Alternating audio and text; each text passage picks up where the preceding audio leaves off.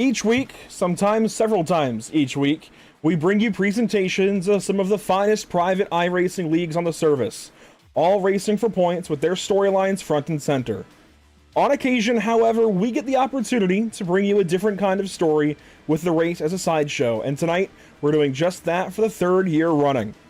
This is the third annual Luke's Playhouse Wellness Center and Gym 200, this year benefiting Adaptive Surf Project.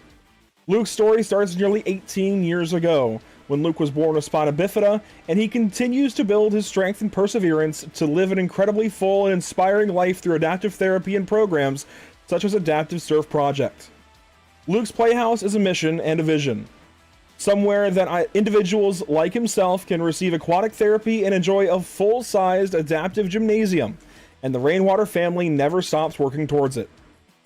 We're here tonight to race, yes, but also to help raise money for this family and their vision to help others, all while enjoying sim racers trying to stick it to some NASCAR guys for bragging rights. Welcome to Pit Stop TV and the virtual Homestead, Florida. My name is Andrew Cardinale IV, and for once, we've got a couple of guys alongside me this evening. Super Arthur Marston and Josh Conover joining me in the booth, and it's a pleasure to bring you coverage of the third annual Luke's Playhouse 200. Tonight's coverage from Miami is brought to you by Luke's Playhouse Wellness Center and Gym, by SRI Performance, by Whiplash Creative, and more. We're going to go ahead and call an audible here on our pre-race coverage, and we're going to go straight to talking to Luke Rainwater because he is ready to talk to us, and we don't want to keep him waiting. He deserves to go ahead and talk to us when he's ready. Let's go ahead and bring in Luke and chat with him here briefly. In fact, here is Luke Rainwater. We'll bring in Noah as well, and we can just have a bit of a chat. Luke, it's good to be here for the third year running for the Luke's Playhouse 200. How excited are you for tonight's race? I'm super excited. I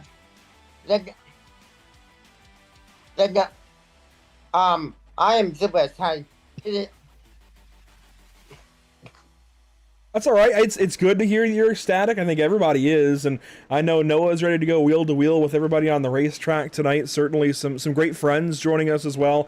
It seems like Caden and Vicente couldn't make it tonight. They've been kind of the drivers to beat lately. That gives the chance for somebody else to kind of take center stage tonight, Luke. Of course, I know you're familiar with a bit of the entry list. Andrew Patterson's out there, and Tristan Bruce, and some others that are close to the Rainwaters. And is there somebody that you've got your eye on? If we can't pick Vicente or Caden, is there somebody else you've got your eye on tonight, Luke? My brother, duh. Fair. That's fair. Noah's always good at these racetracks, and in these trucks, was there like a specific decision to go for the trucks, or are we just kind of rotating through everything NASCAR has got to offer? I think year one was the Cup cars, right, and last year was O'Reilly cars. Correct. Yeah, we started with the Cup cars. Had a lot of talk about those cars returning. Decided to go down to the O'Reilly's cars. Had a great race with that, I thought. And we figured, why not drop it down again? Let's go run trucks. They usually put on a great mile and a half. All the drafting and the side drafting and the aero griefing. Should be a lot of that tonight. And of course, it's always special to bring in guys that we get to watch go racing on the weekends, whether it's in person or on TV. Andrew Patterson comes to mind. I've actually shot for him at a couple of racetracks here around North Carolina. So, you know, how cool is it to bring these guys in to maybe beat up on some sim racers, or maybe get beat up by some sim racers? I think it's fun. I think it's great for the sim racers to have these guys in here to see how well they stack up against them, you know. I know, like, a lot of these NASCAR guys, you know, some of them are really good in the sim too, but some of them aren't that good in the sim.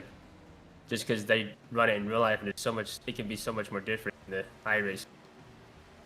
I'm going to see if I can get Luke's camera up here. Bear with me for a second while Discord loads. But, Luke, I'm going to see if we can get you to do a live Gentlemen Start Your Engines before we go qualifying here tonight. While we do that, I'll parry off of both of you guys. Noah first, then Luke. How excited are you guys for this evening's format as well? A chance to get 45 trucks potentially on the racetrack. That's a lot. I'm excited. Luke, are you excited? Yeah. All right, go ahead. Looks like we have 35 here right now, so we might not hit 45, but we'll see. Hopefully we can get a full field in here. It'd be awesome. All right, this is going to be right down here, the bottom right of the broadcast. Let's go ahead and put that up. So, Luke, you're live. You're straight to TV here at Luke. If we can get a live gentleman start your engines, that'd be great. Okay. Well,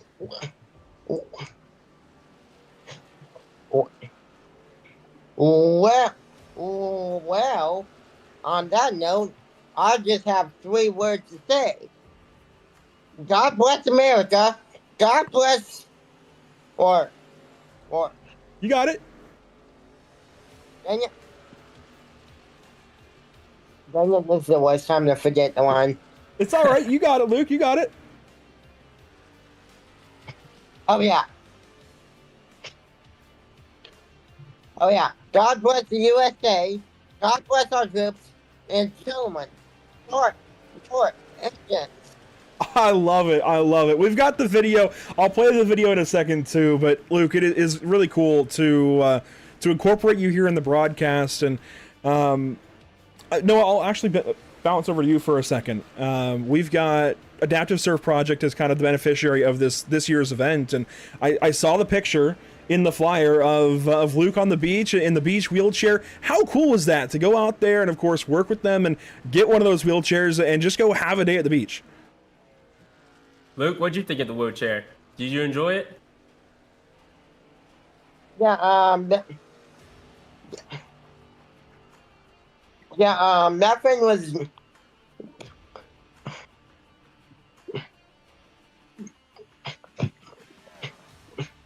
Yeah, that thing was amazing. Although it was hard to turn, and you need to pay attention to your legs because I put my foot.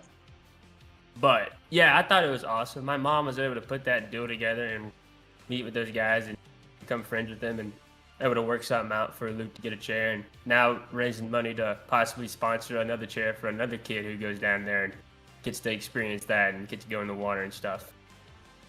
Absolutely. That is really, really cool. And I'm sure it was hard to turn, Luke, because you were probably going so fast it couldn't handle the turn. But hey, Luke, it's good to talk to you. Noah, thanks for organizing this again. And maybe we'll check back in at some point later on in the race. Thank you guys, and we're just glad to be here.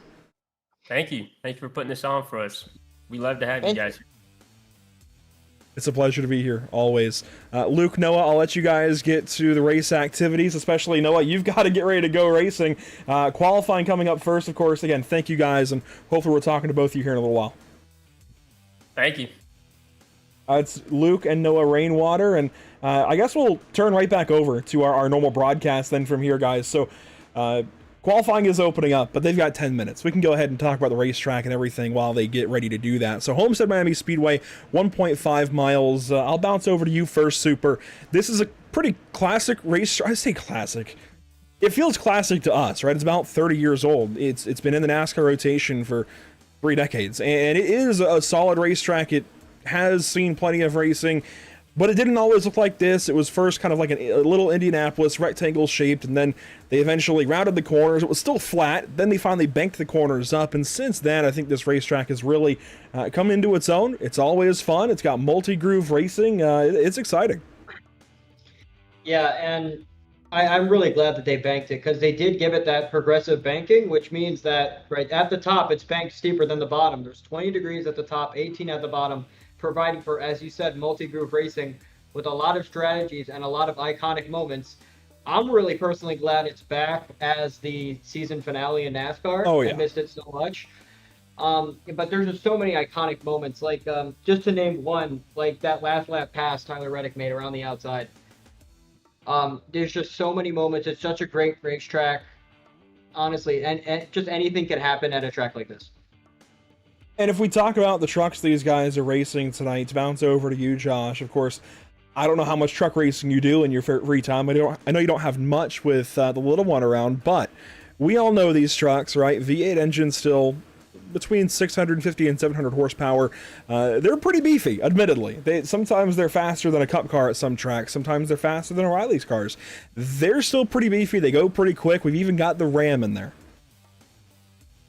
Yeah, they believe it or not, you can also generate some wheel spin depending on how the track temp is up or down, I guess. Right now, I think we're at 108, so you could potentially see some wheel spin. It'd be interesting to see the preferred lane. I think the last time I ran here was with you, actually, and we had guys all over the place. So big field, 36 trucks. Could be interesting to see if that top line, the Larson line, gets used. Yeah, I think we'll see these guys all over the racetrack. This race session is intentionally hot to move these guys around the racetrack, make it so you can't just sit in the top, bottom, middle, anything like that. You've got to move around the racetrack and find that grip. And so if we take a look actually at the weather conditions, let me find the right graphic. Here we go. 84.8 in the air, 108 on track. It's hot, but it's not otherworldly hot. You know, we've certainly seen hotter sessions than this, but it's warm enough where these guys have got to move around, and I think that is absolutely the right way to go about this. Make these guys search for grip, make these guys kind of explore the racetrack a little bit, and mentioned qualifying is underway. Let's go ahead and take a look at some of the qualifying times here, Super. There's a look at Matthew Ebert in the number 89. We have about 40 trucks trying to get into this race, and they should all make it if we're truly at 40-ish. We can run up to about 45 tonight through the format we've got on hand, and so far it is Rod Mitten at the top, followed by Tristan Bruce, Joshua Motacek, Andrew Patterson, and Tyler Smith. There's a look at Cody Vaughn in the number 61. I will say I'm glad I saw some Rams out in practice. The truck races we've done recently on Pit Stop TV, there we go. There's a Ram, Michael James. We haven't seen many Rams on track. This is cool to see the Stellantis Ram back on the racetrack here in any kind of NASCAR competition. Yeah, and especially with Ram trying to make their comeback to Cup this upcoming year, it's really exciting to see more Ram representation from drivers, fans, right? Just really seeing everyone get into that new manufacturer. There's one of the Rams on the racetrack this evening, Christopher Fuge. He is sitting down in the pit lane for the moment. And how about Caden Lapsevich? He got his internet woes figured out apparently. The city of Kannapolis might have been disconnecting him. I don't know. But Caden Lapsevich will go, wow, second quick here in qualifying. So what he lacks for in internet connectivity certainly makes up for on the racetrack, Josh. And track position is going to be huge tonight. Obviously, you're going to want to start towards the front. That way you can save your tires a bit, kind of relax in the early going and not have to go straight wheel to wheel with anybody if you don't have to. But that's easier said than done. I mean, let's go on board here with Brandon Slow. What are you looking for down in 3 and 4 here to make most speed? Again, I guess it depends on the driver. You'll know these names, Andrew, but like the Dustin Klebas and the Vincent Arthurs, they prefer to roll the bottom like you see here from Brandon. And then you got the Brady Moats and myself of the world that like to run the Larson line. But note on lap switch as well, only one lap. He did not get his first lap counted, so that second place time was only one lap. There you see Slow up into the 5th spot. How about Nick Lights on the racetrack from Tricon Garage? He is out there in the number 5. He runs these trucks for Tricon. He's got some O'Reilly experience. He has been all around the NASCAR world and gotten plenty of seat time. Let's see what he can do. Lap number 2 to the stripe here. Nick is always quick, always towards the front. Lap 2, is it any faster? The answer is no, and he's going to grenade that engine. Didn't like the run. He's going to make those Tricon guys work extra hard here before the race, but let's see, that's still 6th. I mean, that's in the race. That's straight into the feature. Here's a look at Joseph Meal in the 39. Bo Condon out there in the 33 as well. And we always have that one that wants to run the number on the quarter panel. Apparently this year it's Bo. I mean, we got a 15 Hendrick Motorsports truck. I don't really know how. I'm sorry, I'm just like stunned. I've never seen a number like 15 on a car like that. Like I've seen the 5, but the one in front of it I don't know. It's just off-putting to me. It's the it's just stock not iRacing Arial font. We're looking at about 36 trucks so far. It's going to be a perfect truck series field from the looks of things here. So looking at Matthew Pont in the number 15, we also have Nathan Carroll on the racetrack at the number 62. This is somebody that was really quick in practice, Josh. I expect this 62 to lay down a heater, and he's not alone. Christopher Fuge is intentionally waiting late in the session, I think, to potentially get some better conditions, but Carroll gets the wall coming to his first hot lap. That's not going to help him. So Carroll, you mentioned in practice, he was 4th. Fuge was 23rd, as we ride on board with Carroll into turn 1. And Andrew, you asked me kind of what you expected going into the 3. I'll ask you now the same question. If you're coming out a little bit later and you know what the time to beat is, where are you putting your truck to try and get that pole position? Oh, I'm the wrong guy to ask, but I can tell you what I do know, especially about these trucks, is you need to lean on the side of the truck. It's basically a big wing if you can position it just right in the air. So you want to try and get a little bit of yaw, hang the right rear out there just right as he gets loose out of turn 4. Carroll gonna hang on to it. Here comes lap 2. It's not gonna be either lap the way he wants. Whoa! Never mind! Pole position for Nathan Carroll as he got loose out of turn 4. Golly, alright. I'll eat those words. See, I'm really not the guy to ask, but I do know you want to try and put that right rear on the fence if you can. Use that cushion of air, and he was using it in 1 and 2. I don't know how you nearly crash and still go pole position, Super, but how about it? Well, my main strategy is crash and then DNF. But honestly, it's really impressive to see what these can do, and that just goes to show you, right, just the level that you can finesse these cars. Because he could have had his lap very easily gone, and right, he was able to just gain so much time with that truck, really able to pull his way back up there. And it really just goes to show what these drivers can accomplish, and it's really exciting as a sneak peek for what we can see when we have 40 of these cars out. On board with Chris Refuge, he got loose off of turn 4. That's going to scratch this lap. You said 23rd in practice for him, Josh? It's 23rd in qualifying, too. Hey, consistency is key. Obviously, come race time, you want to be better than 23rd, but hey, consistency is great. It's half the battle for a lot of drivers. I know I'm never consistent when I'm on the track in iRacing, but that's why I'm in the broadcast booth and not on the racetrack for these style of events. I can tell you, it looks like Jordan Brinkley will be the final truck that advances straight to the feature.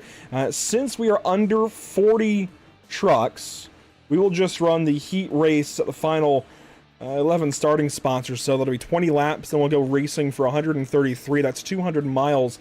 Here's a look at the Whiplash SimCam's race details, guys. See, the qualifying will advance 25, the heats will advance 15, or the heat singular, and that will give us our 36 truck field since we only have 36 in the session. We did have 5 provisionals, won't have to lean on that, and that's going to boost the feeling of anybody who might have had to try to rely on that, but I think they'll be happy with a 36 truck field here this evening. And there you see 133 laps, 200 miles for our big race. The important thing is once we get into that 200-mile race, guys, 5 change sets, 60% fuel. It's going to be pit lane often. And do you want to take the tires? Do you want to stretch them for track position? It'll be interesting to see. I think Noah has very intentionally set the session up this way to give these guys options, especially if we get any cautions that fall. I think we'll see a lot of guys pitting a lot more often than you might usually, simply to make sure they're topped up on gas and can go as far as they can in this race. And as we get ready to go racing this evening, the first grid of the night, of course, our heat race grid, will look like this, with Derek Fye on pole in the number 09, Connor Fuge over his right shoulder in the number 19. Back in row 2, Daniel Haff and Chase Leahy. That's your top 4, followed by JP Jones and Brad Slagle.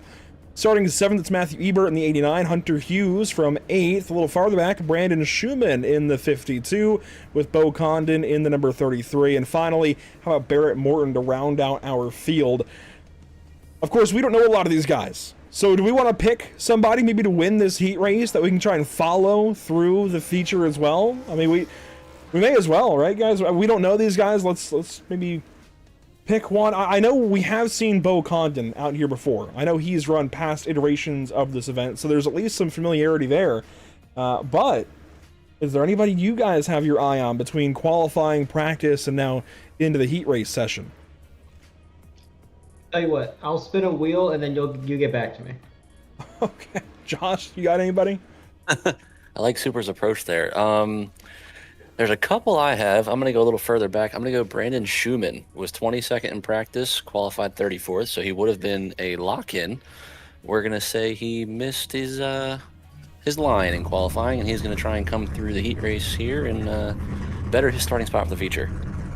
Well, I know you can hear the engines fired there on pit lane, but let's take a step back. I told you we had a video from Luke Rainwater for this evening. Let's go ahead and take a look at that real quick and then come right back to you with a pace lap before we go racing. Give us just a moment.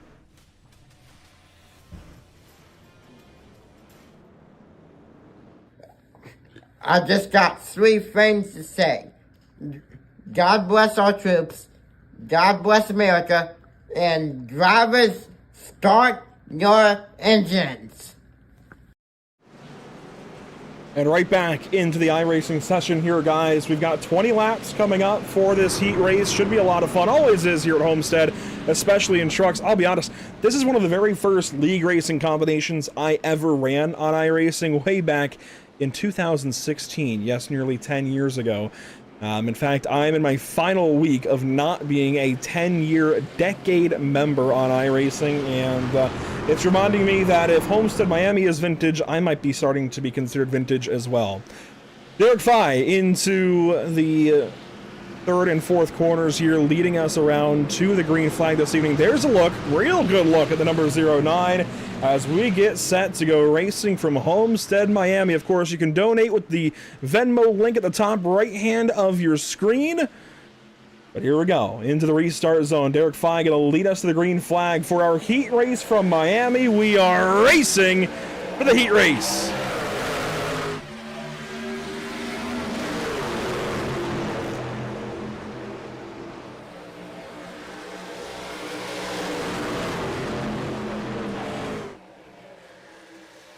Off of turn number 2, already a couple of guys a little bit loose there at the start, maybe saving their stuff, I don't know.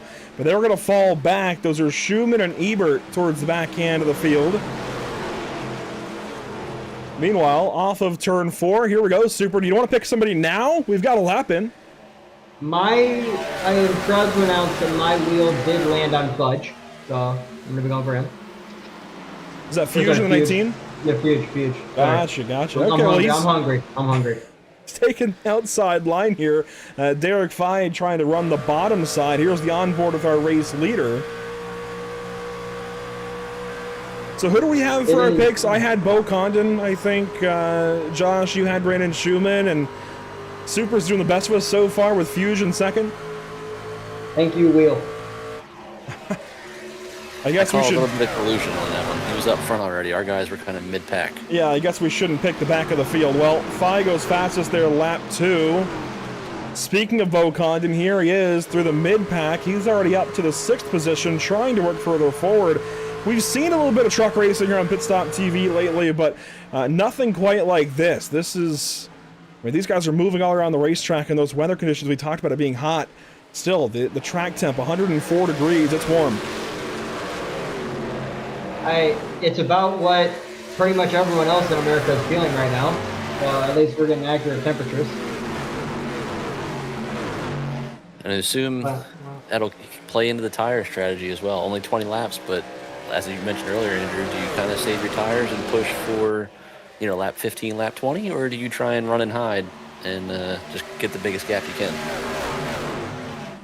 I think in this 20-lapper, maybe sit back for 5 or so, try to hang on to track position if you can, and then start to incrementally start to push.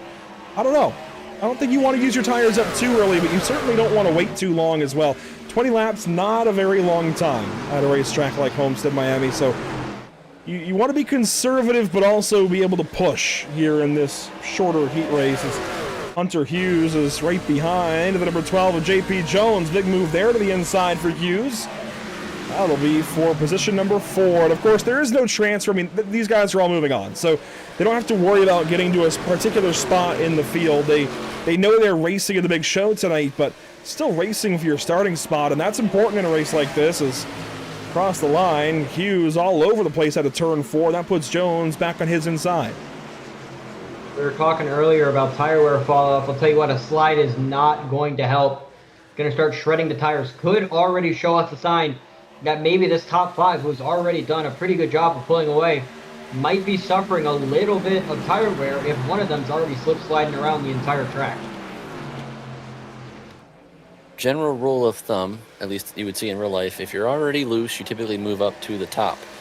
With iRacing's addition of, I guess you could say, the air bubble, pocket, whatever term you want to use up there, if you miss it, it does not tighten you up. You will still be loose. So again, Andrew, I asked the question, if you're loose from the bottom, you move up, but you miss that, right on the fence line that iRacing gave you, do you kind of just abandon it and go back to the bottom?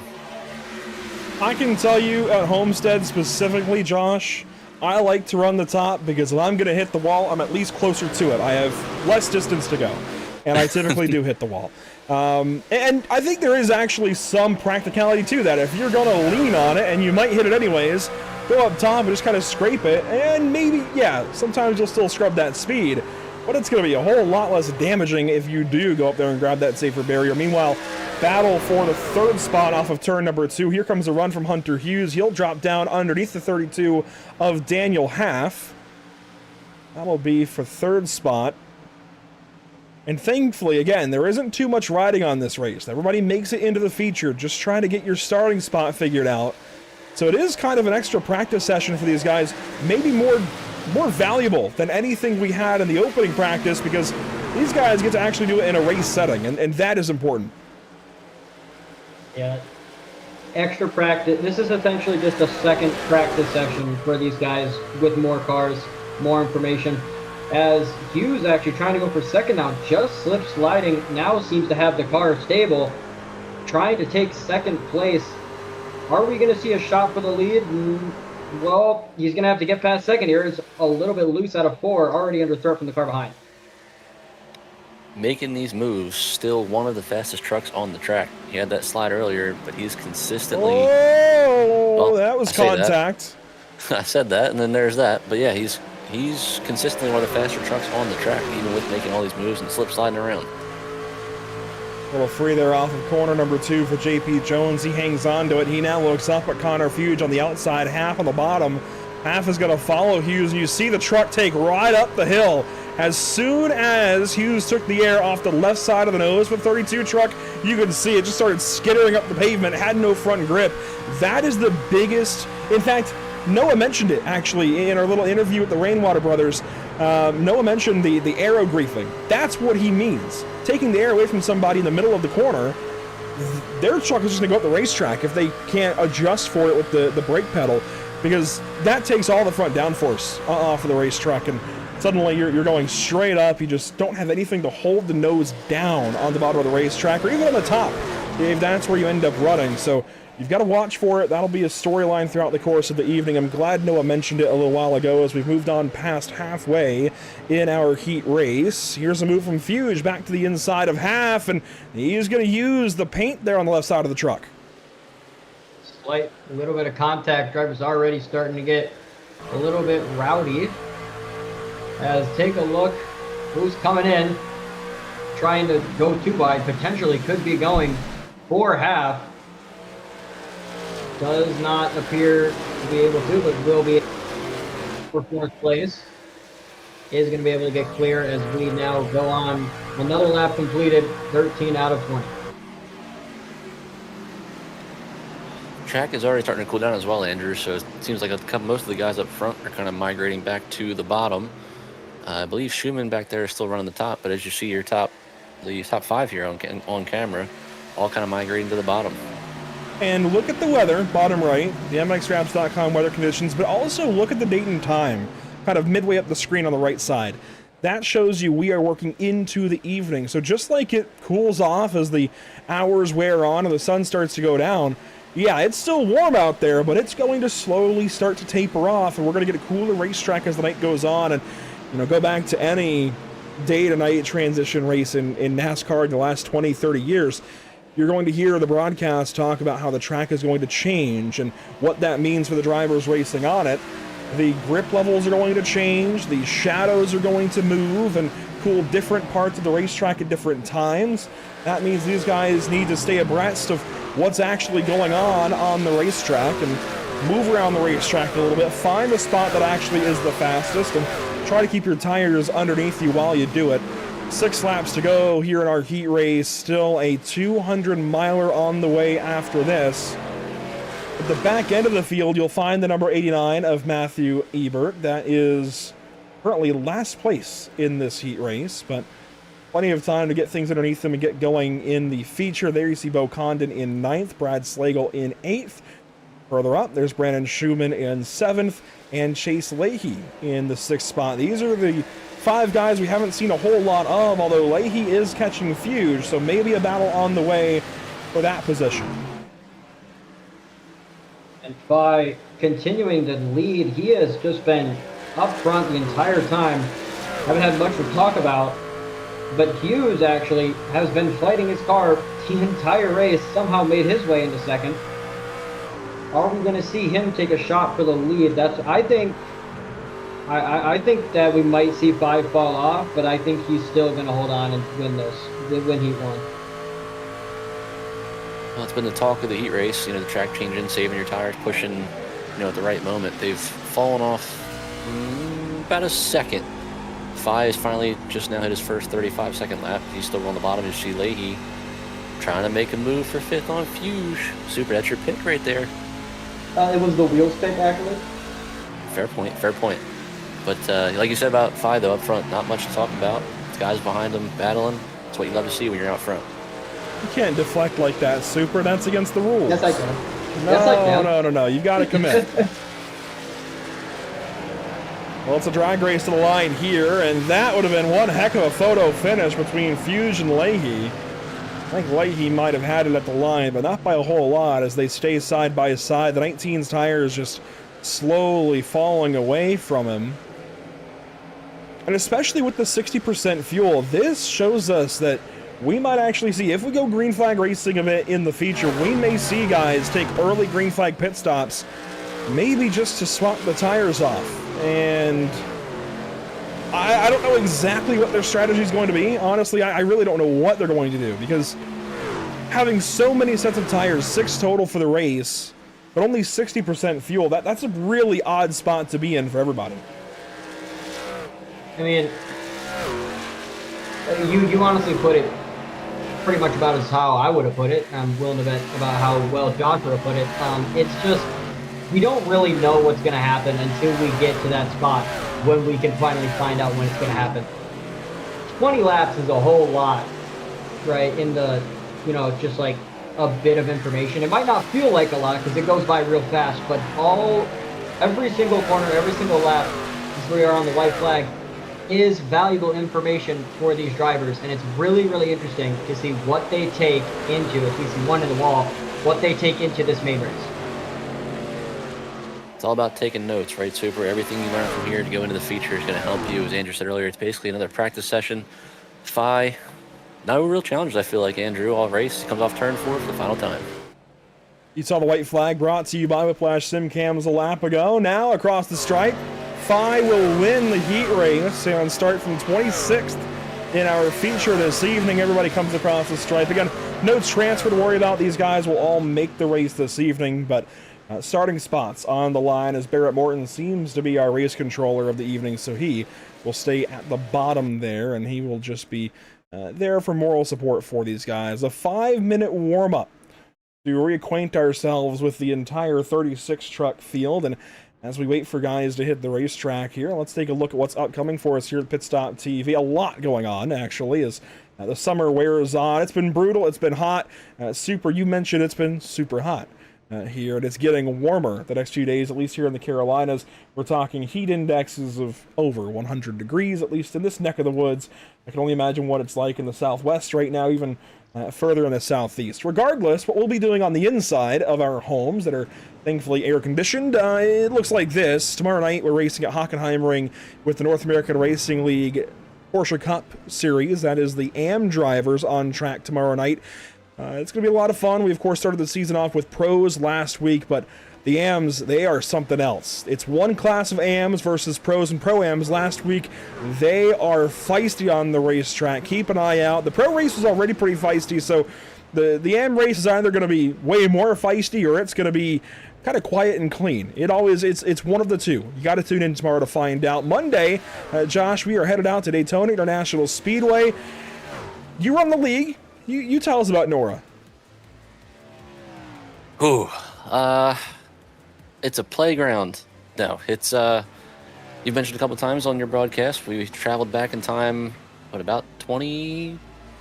Can't do math right now. 21 years. Yeah, 21. Yep. We started in 04 last year. Now we're in 2005/2026. We had Montreal on Monday. I don't want to talk about my performance. It was embarrassing. We had a vote And we are going back to bumpy Daytona, so I will actually have to get with you so we can knock down a time that works best for your cameras, sir. And then Wednesday, after we have some fun at... Oh, that should say Thursday.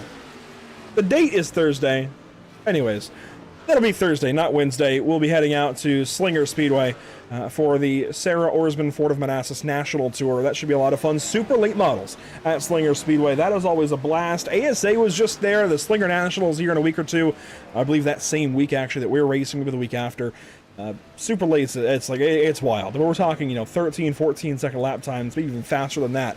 It's a tight quarter mile, really high banks, and a lot of power in those cars. It is wild, a wild combo for sure, and you can catch all of this on Pit Stop TV all over the social media platforms listed down below. Nick Light's fastest on track here in warm-up, as he is out there in truck number 5 for Tricon Garage. Good to see him here this evening, and I know we don't have quite the same involvement from some of the guys we've seen the last couple of seasons. The reality there is we've had Caden Honeycutt graciously donate his time, as well as Vicente Salas the last couple of years.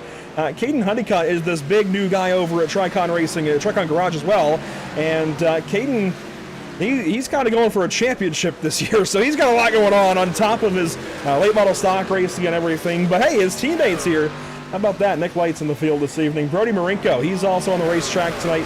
He runs, I believe, Legends. I might be wrong. I'm pretty sure he does some real racing, though. I've seen Brody Marinko's name more than once prior. Caden Lapsevich, I know he does some real-life racing, particularly on the NASCAR Canada side, as well as late models and some Cars Tour racing as of late. He and his brother Trayton have been all over the grassroots scene, and it's always good to see what the Lapseviches are up to. That's a very storied name in the NASCAR Canada side, and even runs some of those Sarah races on occasion, so maybe we'll see him soon in one of those again. But looking through the rest of the field, Tristan Bruce, another one of our guys that does have some real-life experience out there. He's one of the, I believe, employees over at Jordan Anderson Racing. Meanwhile, is he on track right now? Yeah, there he is, Andrew Patterson.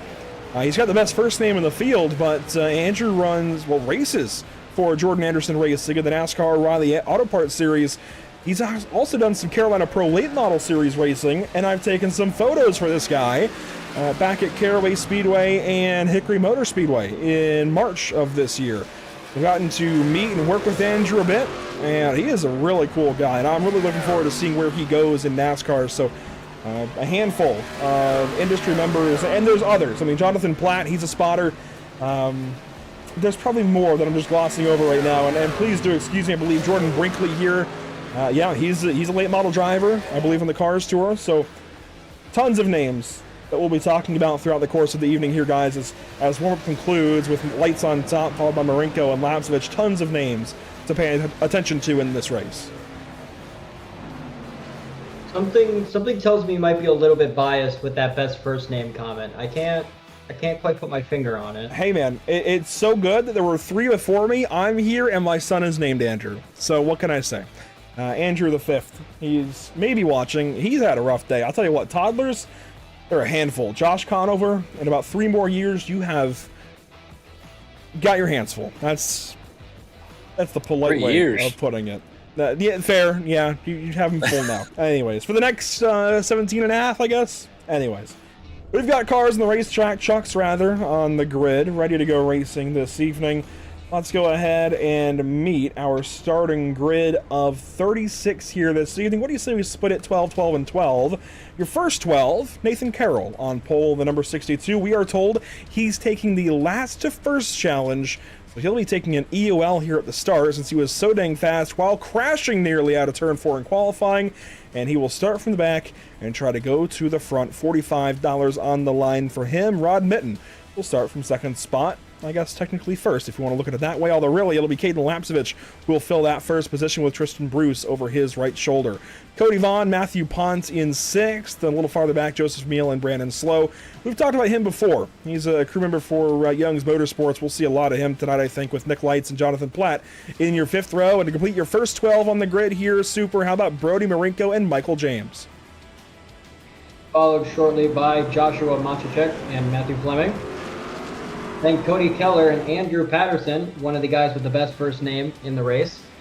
Tyler Smith and Noah Rainwater will round out the top 18, and Matt Rodzo. I can't say that. Rodoloso, I think. Robert. I'm just I'm just horrible at names. All right, Thomas Meeks and Justin Clapper will take your 22nd, and to round out my segment, Christopher Fudge and Holton Gardner. Rolling off 25th, Jordan Brinkley alongside Derek Fye. 27th, Hunter Hughes. 28th, Daniel Haff. 29th, JP Jones. 30th, Connor Fuge. Chase Leahy, Brandon Schumann. Brad Slagle, Bo Condon. Rounding out your field, Matthew, Ebert and Barrett Morton. Hearing internet problems for Fuge and the number 19, that's Connor Fuge. Here we go into the restart zone. We'll get tonight's race underway. The third annual Luke's Playhouse 200 this year. It's at Miami. We're green under the sunset.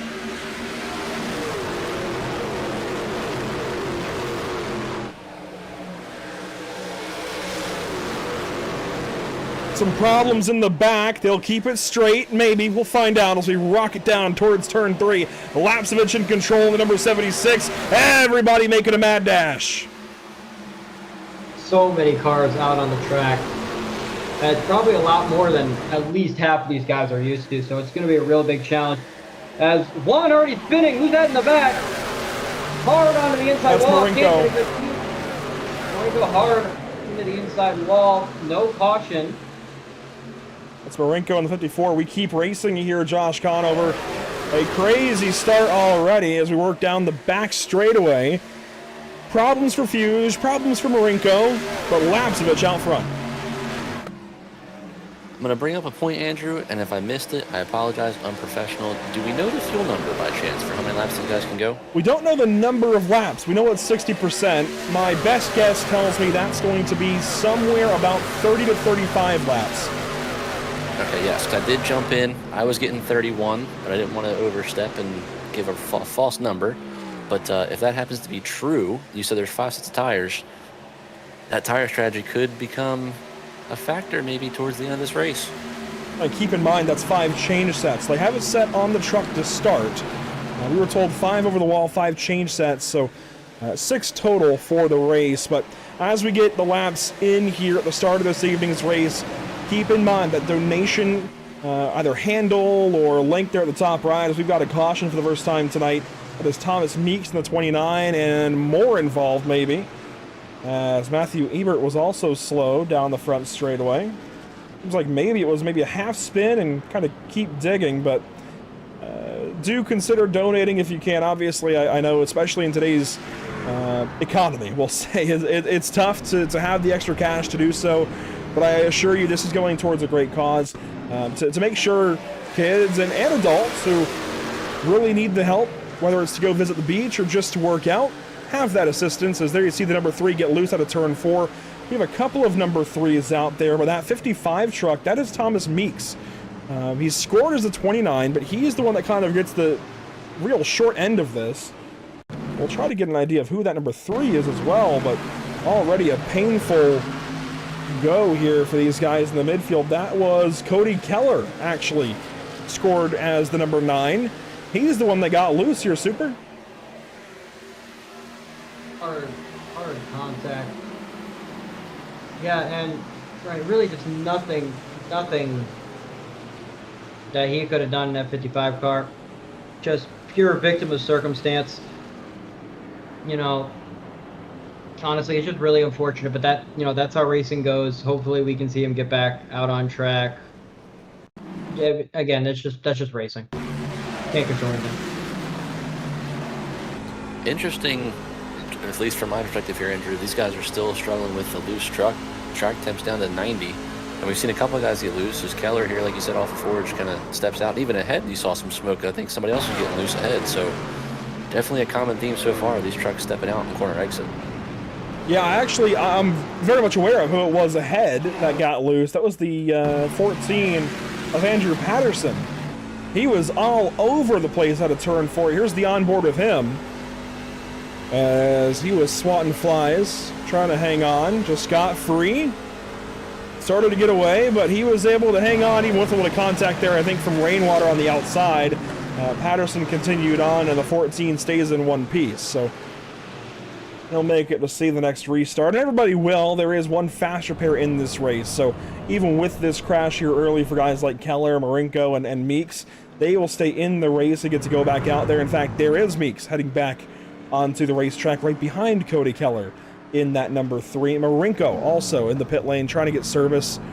He's just trying to find his box as he'll head back out. He's got a lot of right front damage here, guys, or left front damage. I know my lefts and my rights. Regardless, Marinko, he's in trouble. That 54 truck is beat up. And hopefully, right, as I was mentioning, it's a great race, great cause. I personally want to see everyone finish this race. I don't want any DNFs. I really hope he can catch up. Hopefully, get that damage basically just negated. Have a good race. I just really want to see everyone finish because again, it's just an amazing cause, and I'm glad we can all be here to help raise awareness for this. Couldn't agree more, Super. Very well said there. Andrew, before we go back green, 2 quick notes. Your pole sitter took the last to first challenge, Nathan Carroll. I guess we'll call it 33rd because it might have started on the inside. Already up to 19th. And I'm just going to gloat here for a second. My pick in the heat race, Brandon Schumann, from 32nd to 18th in probably, 4 green laps? So 2 hard charges here as we're rolling back to the restart zone to get this race fired up again. Hayden Lapsich will lead us onto the front straightaway. We'll get this race restarted with 7 complete. Into the restart zone for Lapsevich and everybody else off of turn number 4. It looks like a proper truck night in America. Green flag once again at Miami.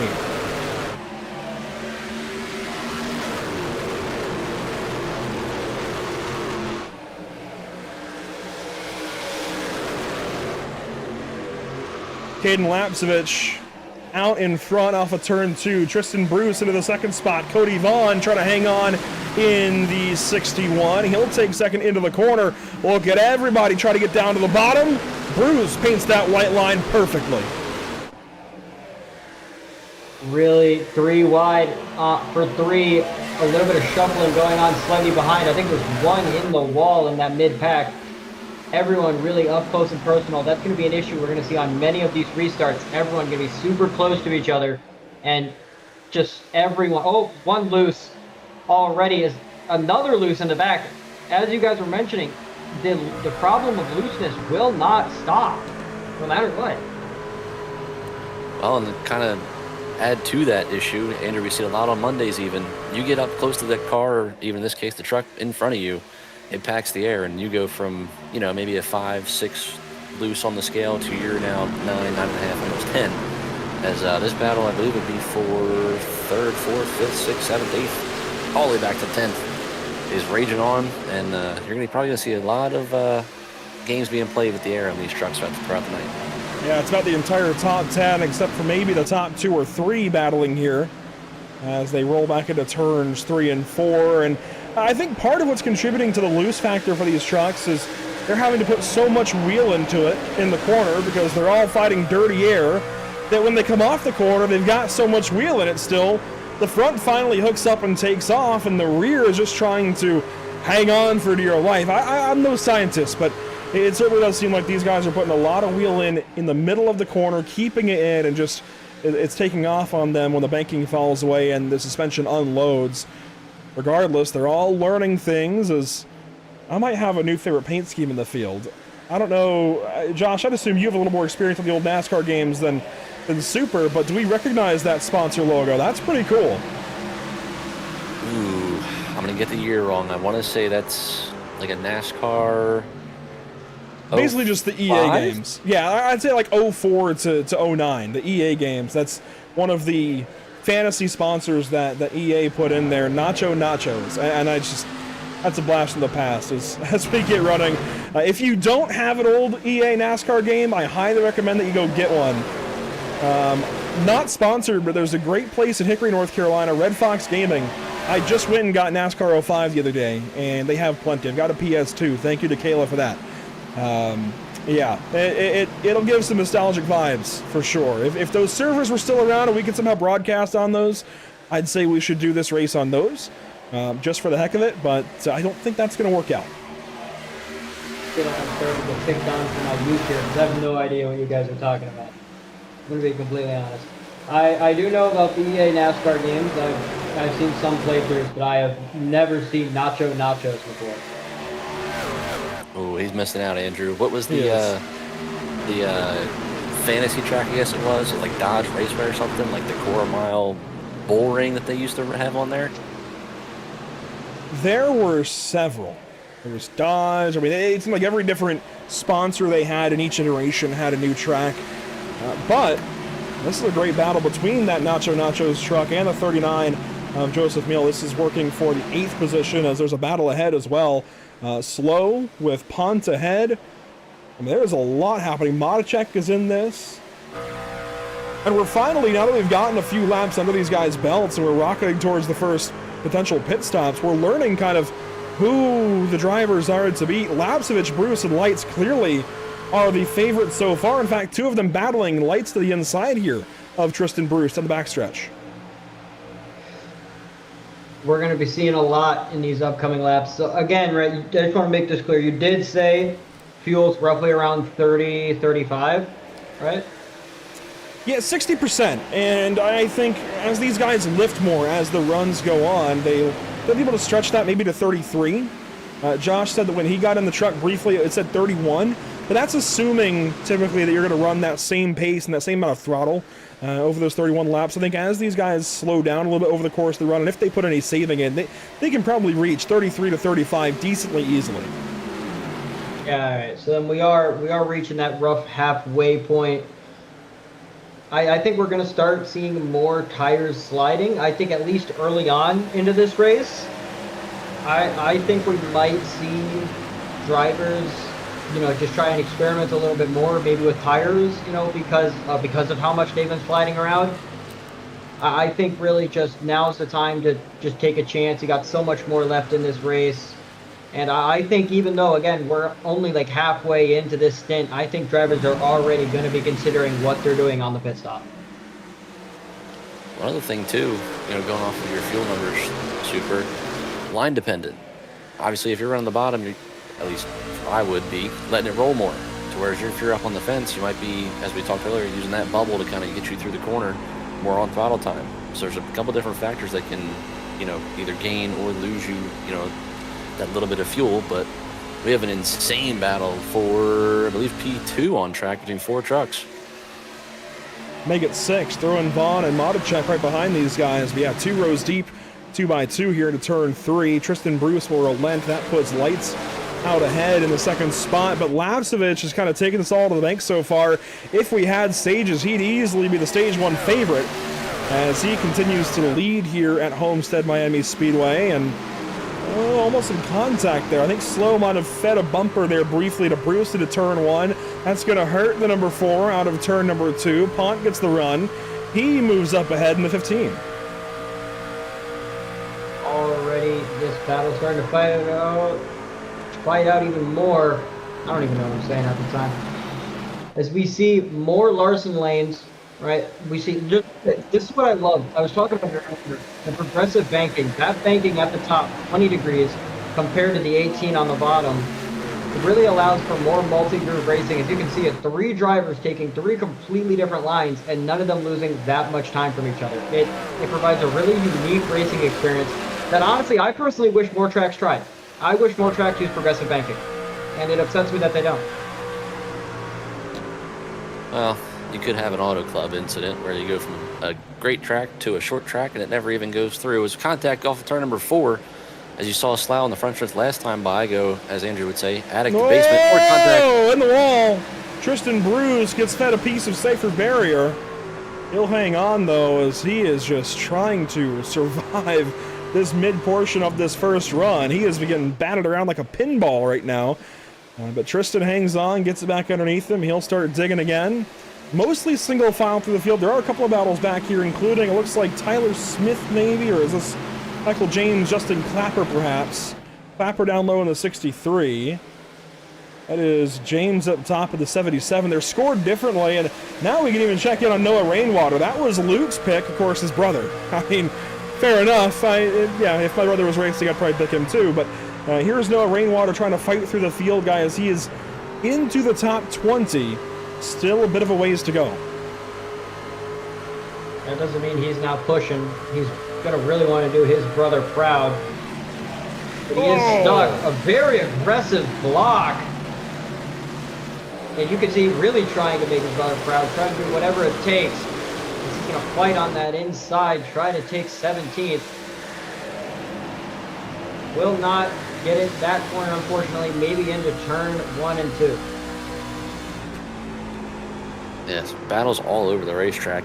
As you look now from the deck lid of Rainwater. See, again, Andrew, you've been talking about it all night. Super as well. Trucks all over the place. We have a battle for the lead. Nick Light's caught and has now passed the 76 very quickly. Even some contact there to turn number 3. Lapsevich gave him a bit of a door, crowded him down the racetrack, but Nick able to take over here on lap 23. So new race leader, 23 down, 110 to go. And the Tricon number 5 might be the strongest on the racetrack currently. Lapsevich, though, he's no slouch. He's back to it. Led a lot of it, doesn't want to give up that lead. Looks like he might have to, as Lex is on a roll right now. And oh, here's another one. I believe that's Slaw trying to come back. You see him right in that Larson lane, a common lane we see here at this track in Darlington. And a very aggressive block from Lapovich. Will hold on to second, but for how much longer is the question. The run Slough got off of turn 2 last time, he closed the gap so much. It's actually at the right rear quarter. He might clear before we even hit the exit of the corner. As Lapsevich calls out, he is pitting. Andrew, I meant to make a comment earlier when you mentioned Nick wanted to grenade his motor. I think we know a guy at Tricon that could help him fix that problem, and it seems like he, quote-unquote, might have helped him. Yeah, I was kind of wondering why we don't see Vincent Arthur in this race, but here we go. Caden Lapsevich to the pit lane, and he is the lone taker. Wow, it is rare you see the guy who just led the opening 20 laps in a race like this pit alone when he's the first one to hit the pit lane. But 1 is the loneliest number. He comes in all by himself, and I'm curious, do we see any kind of 2-tire, no tire? I mean, certainly I would think at least 2. But is it going to be 4 here for Caden? Yeah, 4 tires. I wouldn't necessarily expect anything different, but I feel like they have the ability to do some different strategies if they want. There does appear to be one more in the pits on that little short shot that we got. Couldn't quite see who it was. But if you take a look at it, yeah, here he is. Mark Dinkbo will get a good shot. Of course, he was involved in that crash very early on in this race. But I just want to take a quick look. Look at how much separation the top 2 has from the group behind. Just a few laps ago, they were fighting that big 4-6 car battle. Now, over a full second ahead and battling for the lead. These guys are they were about a 10th and a half, 2 tenths. That time was only about a 10th faster than the rest of the field into the top 10.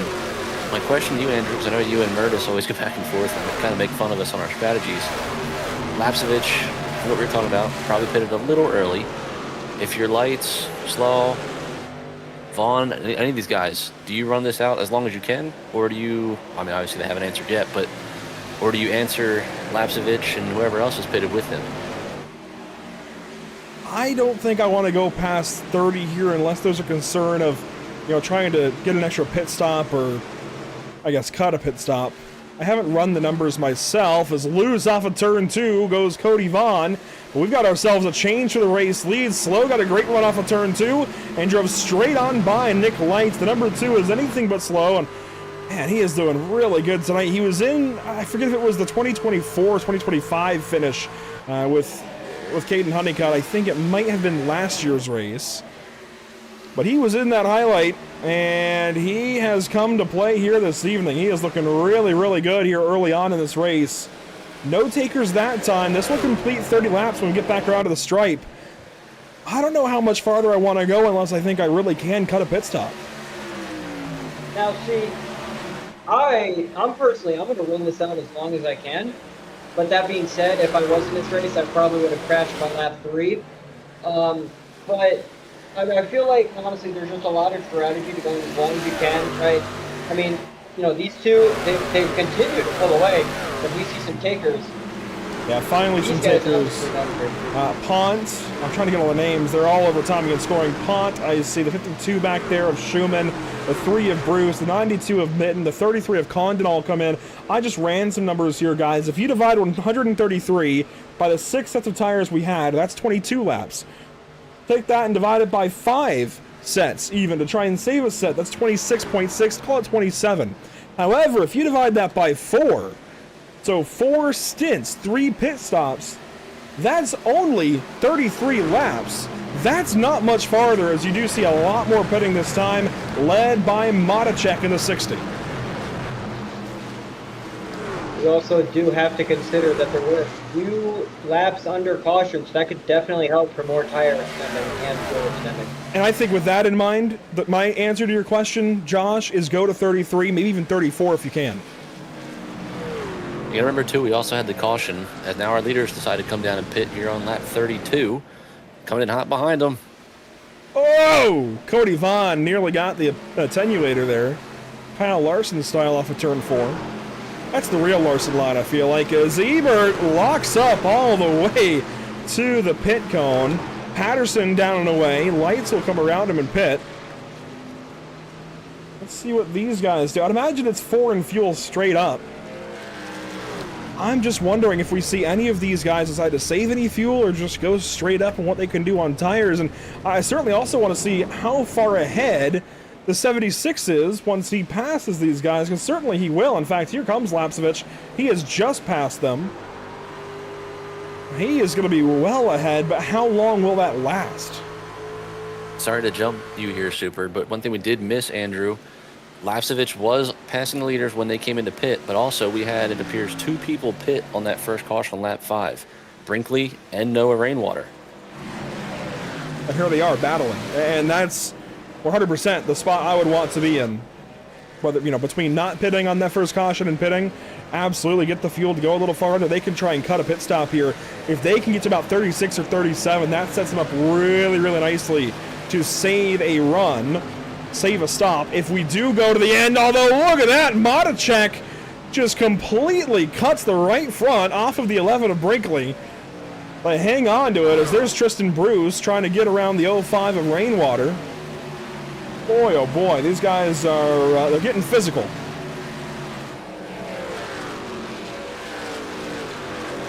So now that actually it looks like the top 4 pitted on lap 5, so now we know that they obviously have more fuel.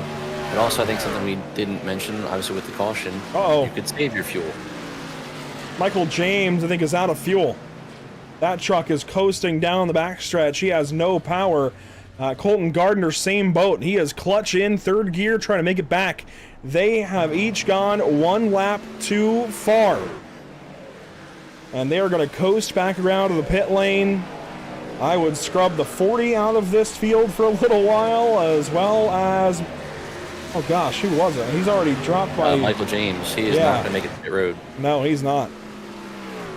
I missed that one. They actually did not stop. So there's your max number, even with the caution, would be 34 completed. Meeks continues on. He did stop, of course, for damage at that previous yellow. Rainwater is in. He also pitted. They went on to 37, so 36 complete with that caution. This is about where I was saying they could get to really help themselves down the road. This could be a great spot for Rainwater to be in if this race goes green. That's a big if. It's going to be quite a sight to see if these drivers can do it. But now, right, this is actually really good for those drivers who weren't a part of that, you know, big fuel loss fiasco. They now know their limit with some cautions. They know what is achievable, what is not achievable. And again, as I was saying, every lap is more information that you're going to want to know for later in the race, right? That lap probably gave him a lot of information, a lot more than they've got from all these other laps. And I would not be surprised if that's going to be in the back of their heads for the majority of this race.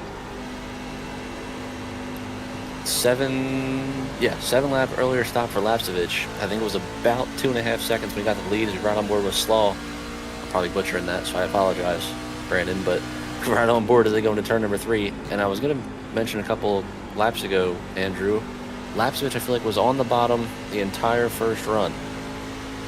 When he got the lead, I think he was more middle to the top line. Again, I'm going to ask you the question. I know you said you're not the best to ask. With the track changing and everything that we know is changing, maybe he's already obviously burning up his tires. Do you move around to try and find the speed, or do you stick to what you know on the bottom? I definitely think this is a racetrack in general where you've got to move around, especially based on what the rest of the field is doing. Try to run where others aren't on a hotter evening like this. Try to run where the pavement is theoretically a little bit cooler. I mean, overall track temp 92 degrees. That's not taking into account every different line on the track though, so if a lot of the field is running bottom, maybe try the top side, at least for a couple of laps. If that overheats the tires, run back down to the bottom. It's hard to say. It also comes down to preference, just on what you're more comfortable with. And here we go. This will be a pass for the race lead once again. Lapsevich a full 7 laps earlier in the pit lane versus lights, and you can tell his truck is just not hanging on. Tires are a premium here this evening. He is going to drop very, very quickly behind these two, as we're going to have 40 complete this time by. I do want to give a big thank you, a big shout out to our partners with this event. Of course, this is purely charity, right? Everybody is here just trying to help prop up Luke's Playhouse, and everybody involved, the whole Rainwater family, of course, Adaptive Surf Project, and try to get at least one, if not many more children the access to these adaptive things, such as the beach wheelchair that Luke got to enjoy at the beach very recently. That's the goal, to expand the accessibility to these kinds of things that helps oh so greatly. In Luke's case, specifically with spina bifida, but there's other use cases for it, so a big thank you to our partners who are here this evening. Of course, Luke's Playhouse, Wellness Center and Gym, Whiplash Creative, Spartan Sim Racing Graphics, Mr. S Shop, Slant Creative, and SRI Performance. There's a handful of prizes even with this event. It's not just the race here tonight. Let me go back through the announcements, because Noah posted a bunch of it today. There is a bunch of stuff from SRI. There's, I believe, an auction after the fact or something to get a t-shirt signed by Ryan Newman. I see Brooklyn Newman on there. There's a lot. There's a lot of involvement in this. But again, Ryan Newman, Brooklyn Newman, Caden Honeycutt, Vicente Salas, all of these guys involved in trying to make this happen. There's even, how about this, guys? I think this is from that photo finish at Kansas. There's a 1/24th scale Kyle Larson Kansas Win diecast autographed by Kyle Larson that will be included in all of this going on. An SRI lunchbox, an SRI koozies, a cup from SRI. Just some really cool stuff. It's so good to see some stuff come together. There's a whole goodie bag. I mean, and this isn't even just for the winner. I'm seeing there's stuff for 10th place, 20th place, 30th place. These guys have really come together and put on something really, really cool for a 3rd year running, and it would not be possible without those several groups that were just on your screen. That said, guys, as far as the race is going, Caden Lapsevich down to 5th place and dropping. It's really just a shame to see it, right? He, as previously mentioned, as shown, as seen, he had a really good start to this race, really powerful, strong, showing. Unfortunately for him, starting to drop back now. But I think if we get a late call, I would expect him to come back up in front. We saw what he could do. We saw the speed that he had. Of course, was a little bit too jumpy into the pits. But I think he has that speed. If a late caution comes, I fully expect him to be up there. And I think at this point, right, Andrew, you're almost going to need the caution because you've offset yourself so much. Like we said, 7 laps. If it goes green, you might not be able to gain much of that back if these guys run it out. You know, obviously, if he runs it out and then Lights and Slough and Ponte and all these guys run their fuel tanks out, you might not be able to gain the time back. I do think if you're Lapsevich and you're that far offset, again, 7 laps to the guys out front, I think you're going to want to yellow at some point, especially because he's slated to pit at least once, if not twice more than these other guys. I think you're going to need a caution at some point as Tristan Bruce moves to the inside of truck number 76. Cody Vaughn wraps at the top 10. He's got trouble in the form of Tyler Smith to the inside. Smith running the number 21. Scored as the number 74. This is a hosted session, I do want to say, so numbers are a little bit all over, but the idea was just to get everybody together as easily as possible. The hosted session accomplished that, and we're having a great time here at Homestead Miami Speedway. Also, Colton Gardner is back on the racetrack after falling 1 lap down. Michael James did not get back on the track. Gardner at least made it to the pit lane. James did not. So that's the big difference there. The number 40 would be our lucky dog as he's sitting here 3-4 wide with these guys. Watch out.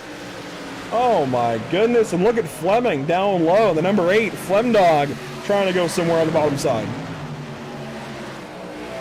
Yeah, we got to give respect, you know, for going a lap down due to a fuel mistake and picking yourself up, going out there, trying to fight back. He's got a lot of speed. He's passing cars that are, you know, they're not really doing that bad. They're up here, they're fighting, they're doing great, and he's fighting with them. So it really goes to show, right, that's just great for him. Really able to pick himself up and just able to fight. Look at this, Josh. Back to front, P5. That's a fight for, battle for 4th as well. Battle for 3rd. He's in 4th. He got by Modicek in 1 and 2. He's working on Pont here for the 3rd position.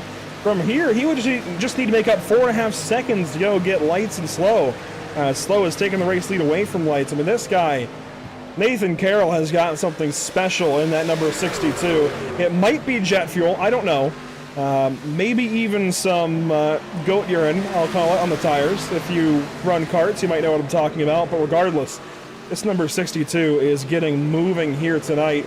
He is already driving away from these guys, and he pitted the same lap as our 2 leaders out front. I think I'm going to want to see his post-race tech inspection. Honestly, something's up with that car. I don't know what it is, but I don't know if he's got that 2311 money, but I just want him to run post-race tech.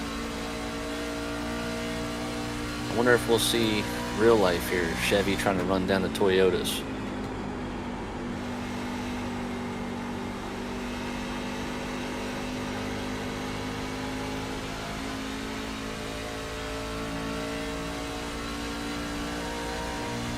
Looking over timing and scoring, I do see some other battles throughout the field. Josh, I know you've been big on this Nathan Carroll story, but you also happen to pick the guy who's running 18th right now on the racetrack, Brandon Schumann. He is rounding turns 1 and 2. He's actually 19th now. Just lost that spot on the inside to Robert Lewis.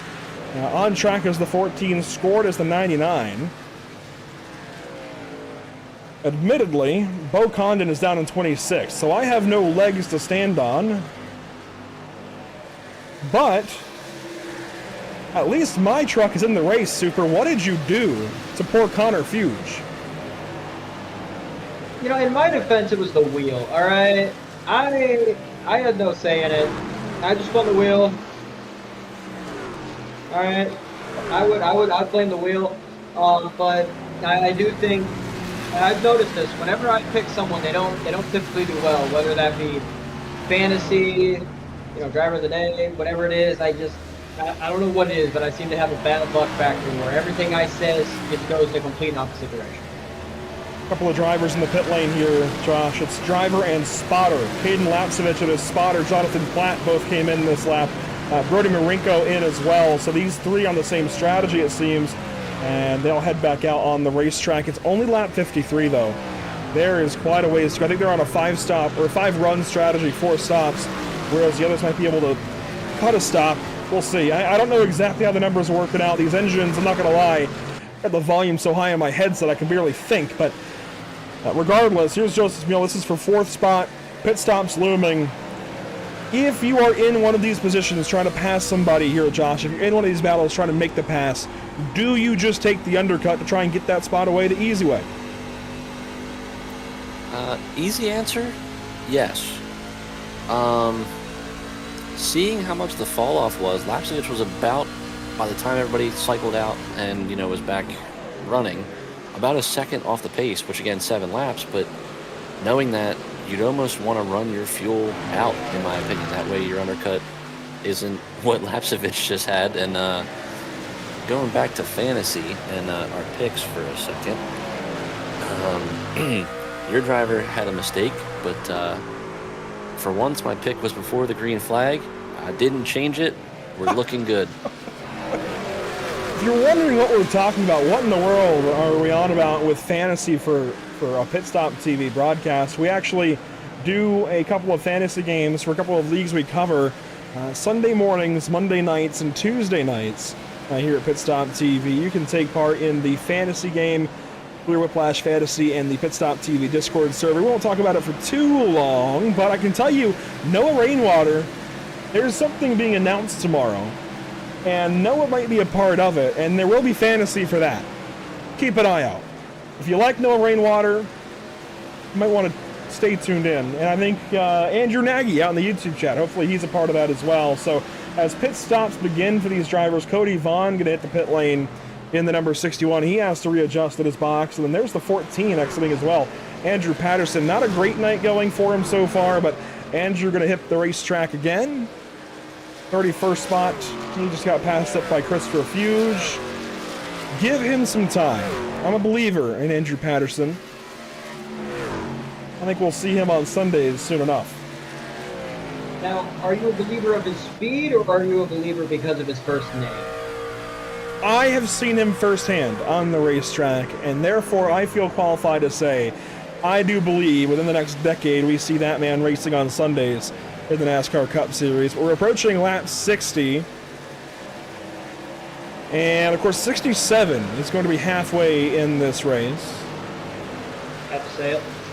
If we're going for 4 runs, 3 stops, we'd want to try to hit that lap, right, Josh? I mean, we're targeting that kind of lap, at least close to it. I was going to say, if you double their first run, then put you at 64, but we know they had the caution. So I would assume you're going to see them in here in the next lap or 2. I don't think you were saving 2 laps worth of fuel, but then again, I haven't run trucks, so I'm not sure. As, yeah, the correct answer there, Andrew, also would have just been yes, because you couldn't go wrong with either answer there that Super proposed to you. Fair. Watching this battle in the mid portion of the top 10, on board with Matthew Fleming. He's working on the 15 of Punt and the 60 of Matichek, 3 off of 2. Just, did he have help there from Caden Lapsevich going by, maybe? We'll find out shortly, depending on how he runs, Lapsevich. I don't know. It did look a little iffy, as there's some help, and here's some guys coming into pits. Oh, hard into the pits, lockup. The nachos, which I am too young to understand, as I've been reminded by my lovely co-commentators, will come in very hot. Hopefully he's not speeding. Andrew, I don't know if that's a blessing to us or Super kind of throwing it back to us saying how old we are, which even then, I wouldn't consider us old. Look, man, 18 years ago, 2008, the first year of the COT in NASCAR. I don't want to talk about it. Into the pit lane, a lot more of our leaders. Lights comes in, but Slow does not. And this does tell me these guys are going to have a short run to the ending here somewhere. They have not hit halfway. So there will be 5 total runs if this goes green. So Lapsevich may not be on that bad of a strat. Same with Platt. We just got to let this thing play out. Let the race take place and kind of see where everybody's at after this cycle of pit stops. There's our race leader, though, Brandon Slow. He stays on the racetrack here. This is now 30 for him. Talking about it earlier, right? Was it exactly like 33 laps or whatever you can go on for? 33, 32. He might be trying a 4 here. I wouldn't be surprised if we see him, right? Because he had a really good first. Could see it again in the second stint. As he's coming in now, I don't know. It's going to be a little hard for these guys to go for 4, but I think at least one person's going to try it. At least one has to try it. See Coach Condon in the pit lane, by the way. He is now 2 laps down in the 33. Carroll came in the lap before, so he, you could say, responded to lights. Slough now in, which was interesting, because like I said, the leaders ran 32 the first run with the caution. Slough almost matched it with another 32, which granted I had said the number was 31, but interesting to see where these guys cycle out now as Lights is well clear of Carroll. He's also well clear of Caden Lapsevich. That's the one to note, I feel like. Given the undercuts we saw from Lapsevich earlier, it is not working out anymore for the 76, and Lights will pass the 4. There he is on the access road off of pit lane.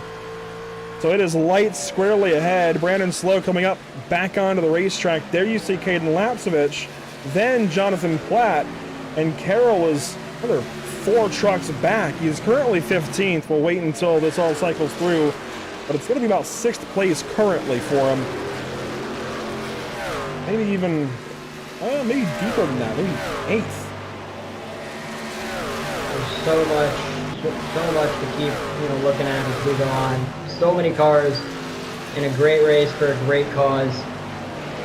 And I feel like that just really goes to show, so many people here willing to support this cause. It's an amazing thing to see an entire community come together, for such a great thing.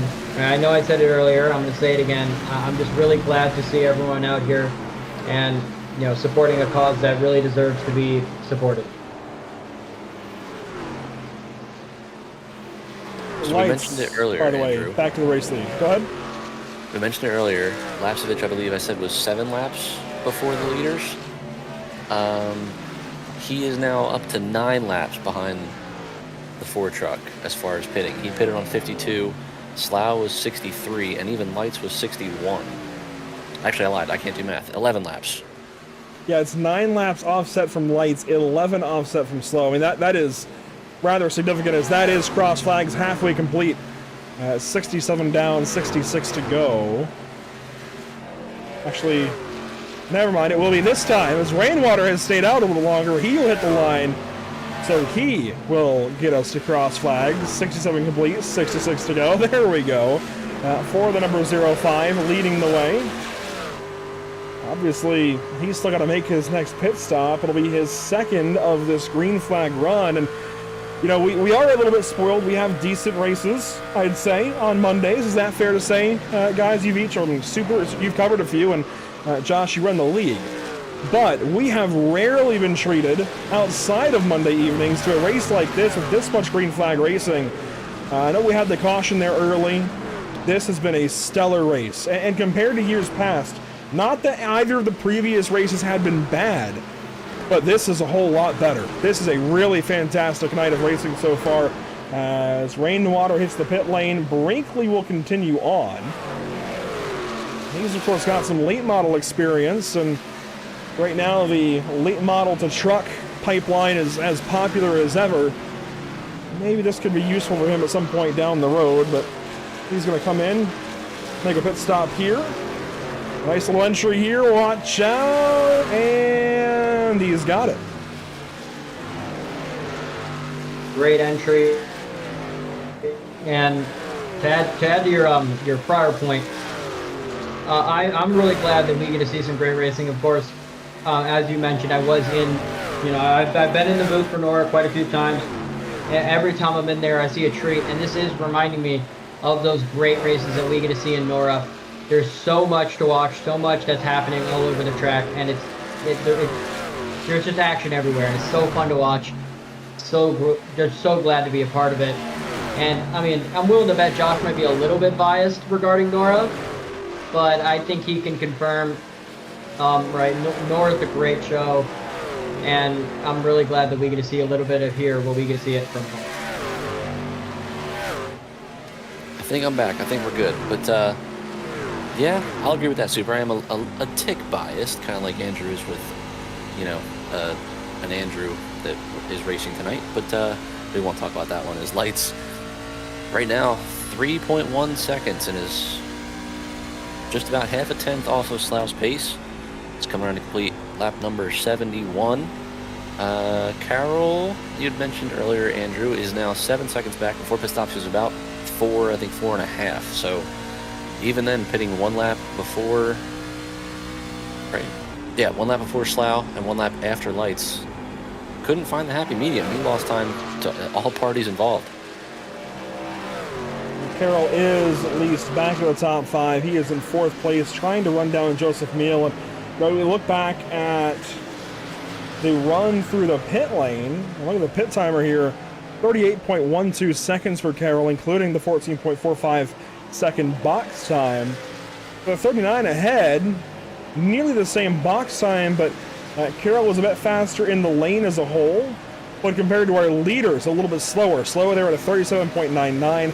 Lights also a 37.99. So that, I think, is where some of that happened. Also, that's not accounting for the actual entry and exit. So if you haven't entered or exited the pit lane here before at speed very often, even maybe in real life, like potentially Lights has, yeah, I mean, it's going to be tough to get in and out speedily. And that can be where a lot of that time is made up or lost in this kind of race. Who's to say Carroll didn't maybe spin the wheels, try to get through the gears on the access road, coming back onto the racetrack, get a little bit loose and give us some time that way. That's very, very easy to do, especially putting 4 cold tires on.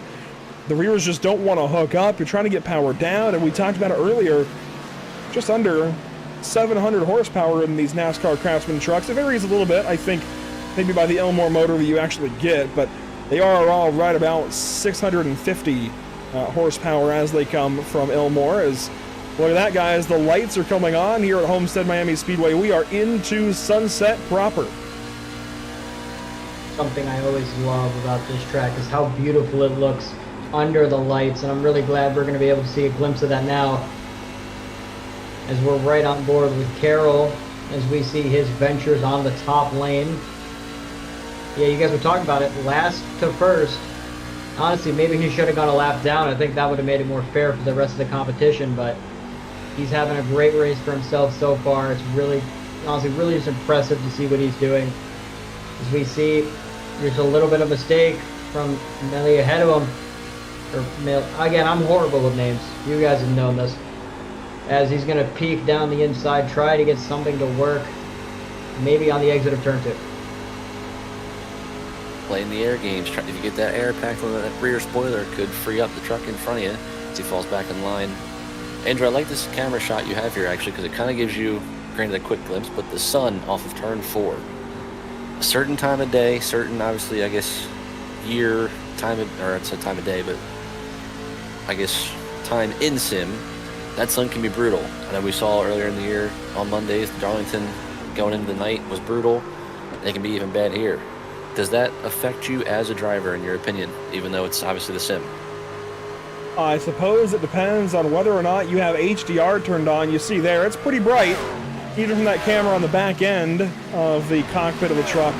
It really depends on how you got your settings. I think in VR, if you've got a really beefy computer, you've got VR and HDR turned on, yeah, that's going to be a pain. I think otherwise on the sim, thankfully, it's not much of a concern. I'm not saying it's fun to look at because it can still impact your sight lines and kind of other things you can see on your screen, but I really don't think it's that bad for these guys in the sim. I think certainly in real life, like Patterson, maybe even Lapsevich or Lights or some of these other guys know, yeah, that's going to suck. You're staring straight into the sun. You're going to hope that the top end of your windshield is taped down, especially the truck. It's a little bit taller than the cars that you see in the NASCAR Cup Series or over the Auto Parts Series. Yeah, that's not ideal. But thankfully the sun is dropping down relatively quickly, and it's mostly behind the stands now. As we get closer and closer to proper nighttime here at Homestead, the problem for Caden Lapsevich, he's on older tires than everybody else on this racetrack aside from Jonathan Platt, his teammate, and Brody Marinko, who pitted with them. It's show, really, as here we see Lapovich. Remember, right? He ended up making that mistake of pitting way too soon. Now he's riding around in 14th, the man who's leading a lot of this beginning part of the race. It's really good to see him, you know, still pushing, still trying to catch back up. Again, though, it's really unfortunate. He pitted so early. I really hope he can get back up there. We know he's got speed. We know he's got power. I really want to see him unleash it. I think I made a comment back when they first did that strategy. It was kind of thrown off a little bit, especially with the caution. Obviously, we saw these guys go 32, and he pitted on 25. Even without the caution, it was a little early, but hey, you live and you learn. And clearly, he might want to take that one back if he could have a redo for sure. Well, let's see how it all works out. Because I think he's trying to cut the laps to the end evenly. So I wouldn't write Lapsevich and Platt out yet. Once these guys make that extra stop, because I don't think they're good to cut a stop. Once these guys make that last stop, we'll get a real good idea of who's where. As Tristan Bruce is racing with Matthew Pont. This is for the 7th spot. Is one's in the pit lane? Maybe no. That is Modicek, who was free off of turn 4. There's some smoke up here. Boy, there's a lot going on. Who's on the apron down here? Oh, Brody Marinko in trouble again. Really unfortunate to see. Already involved in that incident. Brought himself back, you know, pulled himself up.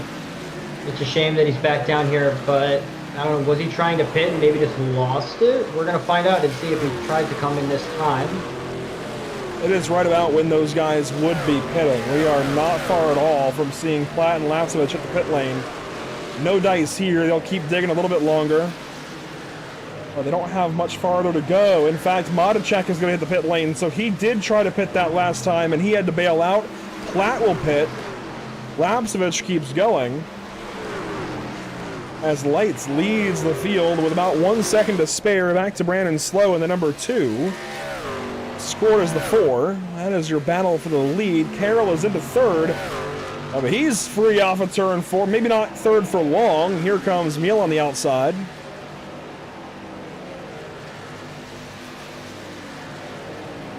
I'm actually surprised, Andrew, that Slough hasn't gained more time on Lights, and even Carroll as well. Obviously, only 1 lap for Carroll over Lights with his tires, as Lights actually calls out he's going to be pitting. But they really haven't cut the gap like I thought they would. Smith is in, Lapsevich is in, and you mentioned Nick Lights headed to the pit lane. He is in. Andrew Patterson right behind him. There's Joseph Meal hitting the pit lane. I think we'll see a lot more, as it seems like everybody's starting to get a little bit closer to each other on this pit cycle. This is much less of an undercut now for Lapsevich and Platt versus the leaders. This is going to be a whole lot more even. In fact, there goes Lapsevich burning rubber out of the pit lane. Is this going to even him up? I don't know. I don't think so. It's all just going to be a matter of what happens when we see it. Of course, you don't think so. I'm going to want to wait a little bit. I like sitting on the fence. But, you know, we see Slow right now. Super. Do I need to remind you that sitting on the fence at a NASCAR race is very highly frowned upon? Climbing it and jumping over it and talking to Sheldon Creed under caution, even more so frowned upon? Well, see, I'm a Matt Kenseth fan, so I have seen... No, don't go to Watkins Glen and do it there either. I never said it was this fence, all right? It could be a fence at any other track, right? While there aren't cars going on there, but... You should only climb the fence when you've won the Indy 500, Brickyard 400, something like that. Daytona, I guess, as well counts. Something like that. I think Tony Stewart really like did it ruining best. my fun. Yeah, I like do. ruining my fun. I'm a buzzkill. What can I say? Let me climb the fence whenever I want to climb the fence. Tristan Bruce into the pit lane. I know he's got experience in 602 mods, I think some late models as well, so it's good to see Tristan in an iRacing truck this evening. I've actually seen him race at Orange County Speedway out in Rougemont, North Carolina.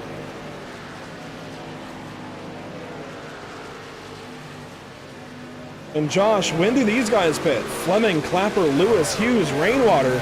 We know Rainwater can go a little while longer. I mean, he only pitted 18 laps ago. when do we see these drivers hit the pit lane?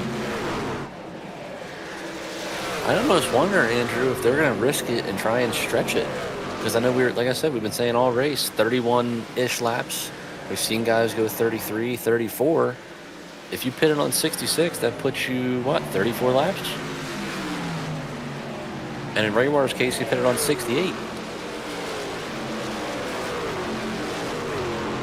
All going to be a matter of what comes down on that final stint, though, what comes down in those final laps. Right, because as previously saw, right, there was that little 1-lap tire advantage that really didn't seem to matter. But we've also seen 7-lap tire advantages do a whole lot. So at what point does the tire advantage become too much to the point where you can't hold on to it?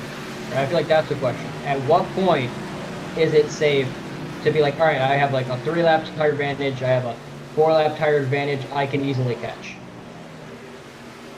I can tell you right now, last time by before they crossed line again, Rainwater was a 34.9, Lights 33.6, and Slough personal best 33.4. So already a second difference, and you would assume it would get slightly worse before it gets better for Rainwater, before the tires potentially even out into his favor. But again, if we're looking at 30, we'll even say 32 laps per tank, he can stretch it. And I believe right now he's got about, math here is hard for me at the moment, 14 seconds over Lights.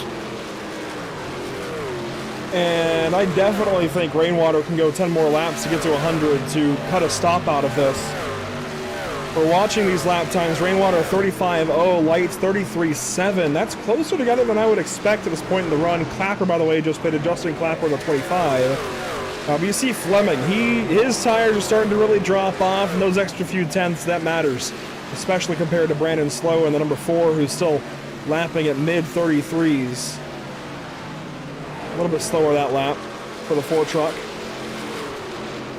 Regardless, I definitely think the number 05 is probably the only driver that's going to make this work really, really well, this alternate strategy to try and cut a stop. I mean, I do have to tend to, to agree with you on that. I don't know. I think it could go any way.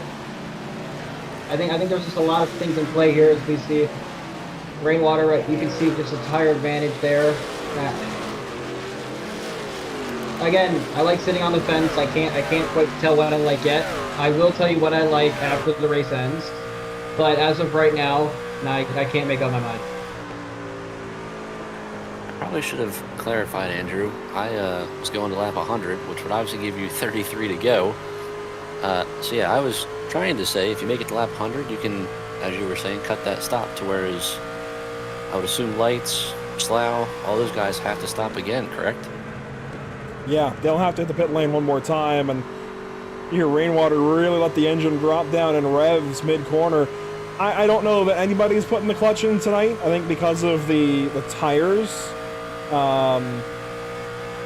Yeah, I don't think we're really saving too much fuel actually putting the clutch in like that, but you can hear him really letting the engine wind down in the corner. Here's an alternative look at these lap times. Rainwater top left and Light slow and Lapsevich. So you can see Lapsevich right in the middle. And why do we include him? Well, because while he is down in 17th, not in a great spot in this pit rotation, he pitted a little bit earlier than Lights and Slow. So it's kind of a lap earlier or two idea of where the tires are at. So his are falling off slightly faster, obviously, since he pitted slightly earlier. And you're seeing in real time how the older tires on Rainwater's truck are kind of plateauing, and the other guys are burning theirs up. I do believe I put it probably not as best as I could have, but when I ended up saying it's exponential when I meant logarithmic, but that's what you see from these tire wear, right? It starts burning a whole lot at the start of it, but then it starts slowing down, right? The amount of time you lose per lap starts slowing down, and it really helps him out in the long run. And it's going to be a really big helping factor to see if he can get a good result in this race. It might be logarithmic, but I can tell you the drivers feel like it's exponential. technically logarithmic. It's just negative exponential. Super little like a nerd. I am a nerd, all right? I am. I wear that. No, I'm kidding. Look, math I wear it with class. honor, all right? I had math figured out until letters got involved, and maybe a year or two after that, and then I know I is like the negative square root of 1. After that, letters, man, not for me. I will wear the nerd badge with honor, all right? I am a nerd. Fair All right? enough. I will wear with honor. I can tell you, Nick Lights is currently 3rd spot, and that's only because we have yet to see Fleming or Rainwater hit the pit lane. Fleming might be at a decent spot too. I mean, he pitted 2 laps earlier than Rainwater most recently, but if he can stretch from this stop to the end, it may yet be between these two for the win. The problem here, Josh, I recall you mentioning at one point in this run, Lights was 14 seconds back. He has halved that. It is now down to 7 seconds. That does not bode well for these two on this long run to the end. And again, we've only had the 1 caution tonight. Anything could still happen. Look at this, 1 caution for 3 laps. 16 lead changes in the 97, now 98 complete. We could still see anything happen in these final 35 laps. So the question for you then, Andrew, I'll be honest, when I first saw these guys running long, I wasn't a fan. I didn't think it would pan out this way. Clearly, I don't know what I'm talking about in strategy, as Fleming says he's pitting this time. But these guys, obviously with Fleming calling it out, Rainwater probably not far behind, but they can, actually he's pitting right here as well. So they can make it from here, we assume. If you're Lights, Slough, do you respond or do you run your fuel out and then, obviously take less fuel? Contact there into the pit lane. Did you see that? Rainwater gave Fleming a shove. Hopefully that's not a black flag for either of them, but a big shot in the keister there for the 8 truck. Rainwater into the box. Here goes Fleming, and we'll see shortly if either of these guys has a hold. That was significant right at the pit line. That's going to be interesting to see if either of these guys do have a penalty. Fleming down and away quickly. Rainwater follows. No speeding penalty for either driver. That's good. The problem now is where are they going to blend back in? So far, call it 14th, 15th, and they still are just getting out of the lane. It's going to be 20th or worse for Rainwater. Colton Gardner now heading the pit lane, so he's going to be good to the end from here. The problem is he's already many spots behind. Not what you want to see, but again, as previously mentioned, is what's basically my catchphrase at this point. That's racing. Guadaluso down the pit lane. Another in the pits. So much can happen. We're seeing a lot of drivers' final pit stops now. It's just going to be a shot to the finish line from this point, and it's going to be really exciting to watch what happens. I'm not sure who it was, but Josh, I just heard an engine wind all the way down like the clutch just went in, so there are some drivers trying to stretch this fuel. I'm not going to let you dodge the question, Andrew, because I don't think I heard you answer, but I'll add to that question now. Rainwater and Fleming made it to the very end. I think they were still about 5 or 6 seconds up on Lights. Assuming Lights runs his fuel out, puts in just as much as he needs, could Rainwater and Fleming get back to the lead? Fresher tires. Would there be enough time, and do you think, depending on when Lights pits, obviously, for him to catch these guys, those extra 5 seconds or 6 that he needed? Let's bring those times back up, because we're now going to see Rainwater lapping much quicker than Lights, Slow, Lapsevich.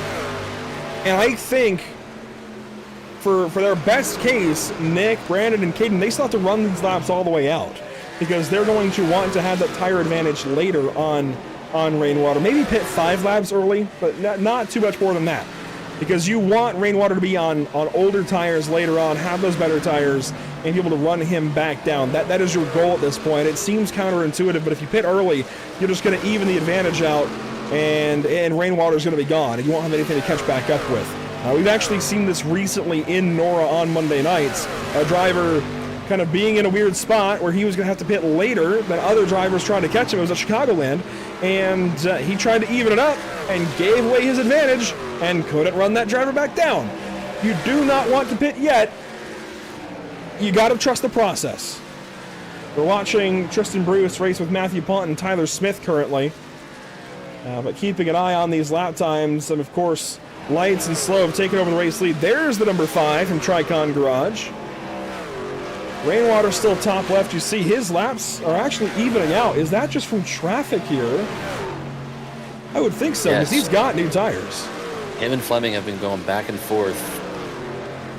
No holds barred, throwing everything they got at each other for the last lap or two. And it obviously shows in the lap times. It is slowing themselves down a good chunk. That's one thing you can't afford here, Super. You need to use the benefit of these brand new Goodyear tires. You need to go as fast as you can for the next 10, 15 laps. There is also the issue of stubbornness from all these drivers, where you don't want to have to sit behind someone when you know you can drive faster. Even if it might be the best move, you don't want that to happen. And that's just how it goes. And they're losing time because of it. And no offense to them, I feel like almost every single driver in that scenario would be like, I gotta get past him, I gotta drive fast.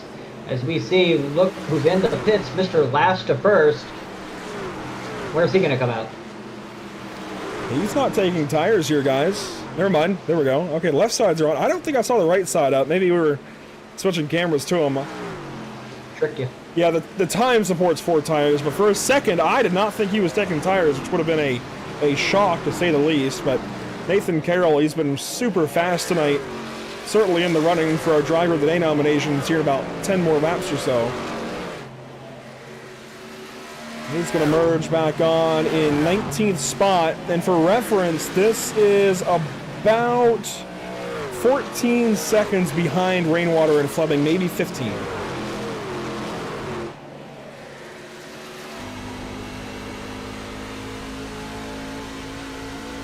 Just to go back to my point, Andrew, right now, last time by, Rainwater was 32.5 seconds back. Fleming was 31.2. As there to answer my own question, actually, Slough and Lights both just caught their pitting. So assuming they don't do a full stop, they're averaging about 37 seconds. So this will be close. Odd entrance from the pit lane for Slow. I don't really think anything bad, but I just I tried to notice it. Definitely closed that gap a little bit. Maybe depending on what we can see for a pit stop, it's definitely going to help them. Into the box for each of these drivers should be 4 in fuel for both. Up on the jacks for each of them. Lights should launch first. And then they will be making a mad dash to the end. There we go, down and away for Lights. Rainwater is passing now. In fact, Fleming just passed. Rainwater fell back a little bit. There they go, though. You can see the 05, if you know what you're looking for. He is bottom side there in that group, behind the red truck. This is not a big gap for Lights to have to make up, and given the speed we've seen from him earlier in the race, guys, yes, it's a task for 23 laps to the end. I don't think it's impossible by any means for the 5 and the 4 to get there. Really, it's only a couple of seconds. I do think that they're going to catch up there. We are going to have to see a defensive masterclass. I think I know what it is. I think Noah pitted too soon. I think he's saving. I would like to listen in, maybe just like get a listen. Well, listen right here. Telemetry's up. Listen. There goes Lights. The clutch is not in, but I think he's lifting a whole lot earlier than he needs to. I think he's saving. Yeah. Or did he get some damage at some point? Because he's just letting these guys go left and right. Rainwater, he is in a whole lot of trouble. Tristan Bruce, Joseph Meal to the pit lane. How about Fleming? He's got a bit more of a gap to Lights. Maybe there's some damage to the Rainwater truck. Here's Fleming. Listen to him. No clutch.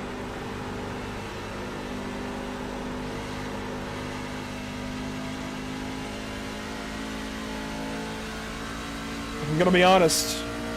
I think the storyline for Fleming and Rainwater is coming to a close, and I think it's really just a matter of Lights and Slow for the win, unless we get a caution.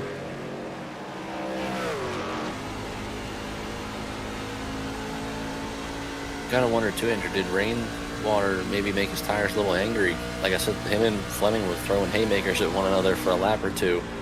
Did he upset the tires early and kind of not bring them in the right way, as a lot of the NASCAR guys would say? Time will tell. 20 to go when we get to the stripe next time for Rod Mitten. He's currently leading the race. There you see him to the backstretch. Well, you don't really see him. He's mixed in. But there is the Nachos truck. Rod Mitten leading the way over Justin Clapper, Robert Lewis, and Hunter Hughes. Obviously still a pit stop to make for all of these drivers, but soon enough, we will cycle them around with their pit stops and have an idea of who is going to finish where in this race. Clapper, addict to basement, he will post down low and roll on by the number 92 for that position. Now, guys, we typically have a duo in the booth. So typically, we nominate 2 drivers each for the North American Racing League Driver of the Day vote. Today, there's 3 of us. So to make it fair, so that we all only pick one, we are enlisting the help of Luke Rainwater, who's watching out there this evening. And of course, we're kind of racing with him on our minds, racing for him in a way. He'll be sending us a nomination for the Driver of the Day vote very, very soon. I told him to aim for lap 113, so we should have that message here shortly. And then we will make our picks after Luke. That's going to throw an extra little twist. That's really incorporating, in this case, a fan to see what he thinks and who should be on this vote, not just us, and what we think as we're looking at all these numbers and everything and bogging down our minds. He gets to just take it in and give us an idea of who he thinks is in best here tonight and nominate him for Driver of the Day as we are inside of 20 laps to go. And there you see Lights about to put a lap on Lapsevich and on Platt.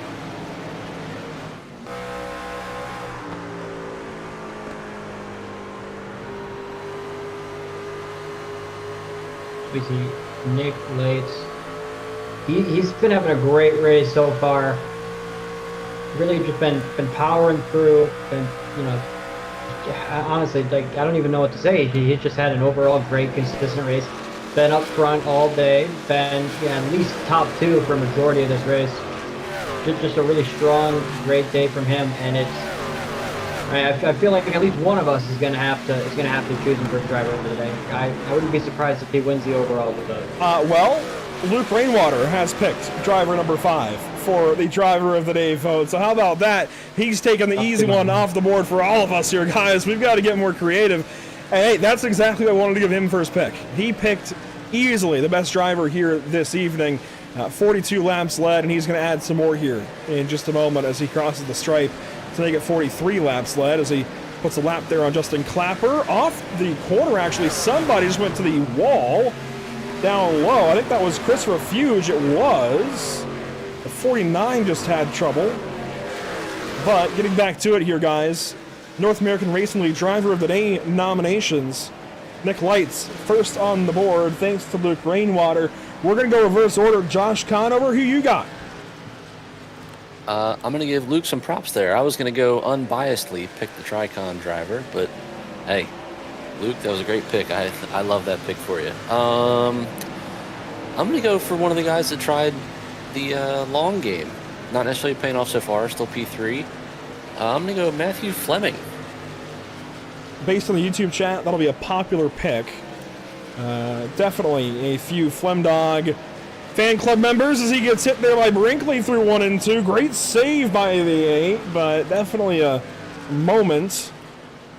Code Brown, if you will. Super, who we got? I'm gonna have to go with probably with Carroll. I'm gonna say. He started off well. He's had a great race. He went all the way down to the back, and he managed to make his way back up to what is currently 5th place. He has had, it might not show he's had that great of a race with this position gain of -4, but when you start in the back and you make your way up to P5, you gotta admit it's a pretty good race.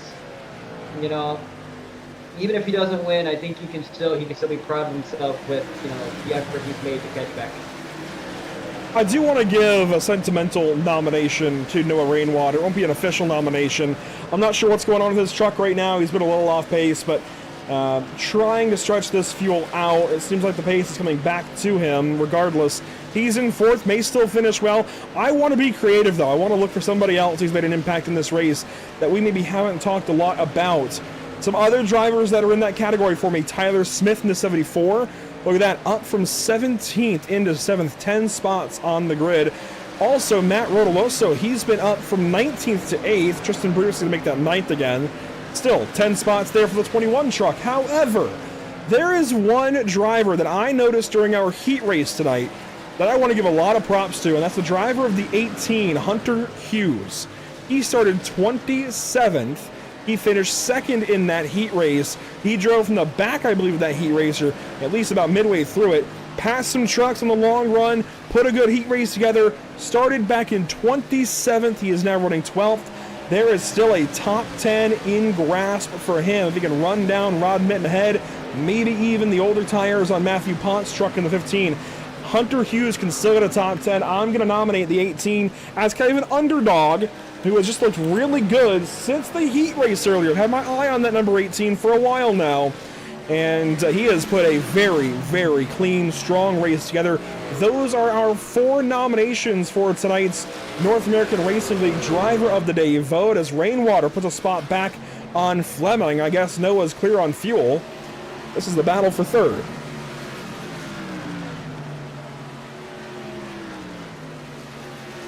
Was it fuel, Andrew, or like I said, maybe he made those tires angry in the beginning, cooled them off a little bit, got back to it, and then on the flip side, maybe Fleming pushed harder in the beginning. Now his tires are kind of angry at him, and he's kind of paying the price for it in the later stages of this run. That's certainly possible as Fleming goes up to the outside wall through 1 and 2. That vote is now live over on YouTube. I'm sorry if you're watching on Facebook, Twitch, or TikTok, but that's the only place we can really do that vote very easily. So for those of you watching on YouTube, there's a bunch of you. Hey, I know you've got a smart device nearby. If you're on a TV or an Xbox, I get it. It might be difficult to vote. But it's 2026. I know you've got a smart device somewhere that you can grab and get over to the YouTube stream and make your vote. Not a whole lot of time to do so. We'll end that vote in driver interviews.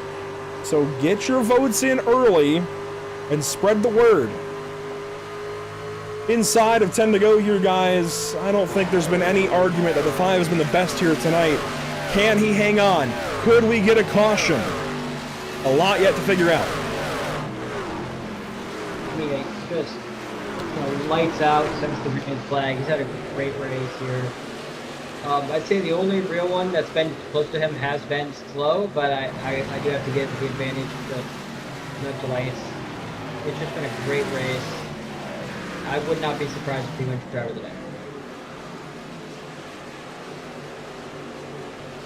Can we say it's, well, wouldn't be cherry picking, but cherry picking since he could have experience here, Andrew? I hear ya, but that is, go back to Cup drivers running in O'Reilly's and trucks. Kyle Busch is the greatest example. These guys they get to race with real drivers in this case, and there's a handful of them from different walks of racing, whether it's the NASCAR on the Auto Parts Series and NASCAR Craftsman Truck Series for guys like Lights and Patterson, even Lapsevich and late models down in the Cars Tour and the NASCAR Canada Series, even Tristan Bruce in late models and modifieds, Jonathan Platt on the spotter side. There's a handful of drivers in here in this race who have that real experience, but none of them able to equal the performance that we've seen out of truck number 5 here tonight. I mean, let's go back to the stats here. 53 laps led. That does not tell the whole story. Lapsevich led the opening 20 or so, and these pit stops have robbed him of some more. Once he took the lead from Lapsevich, he simply has not looked back, and he has easily been the favorite to win from that point on.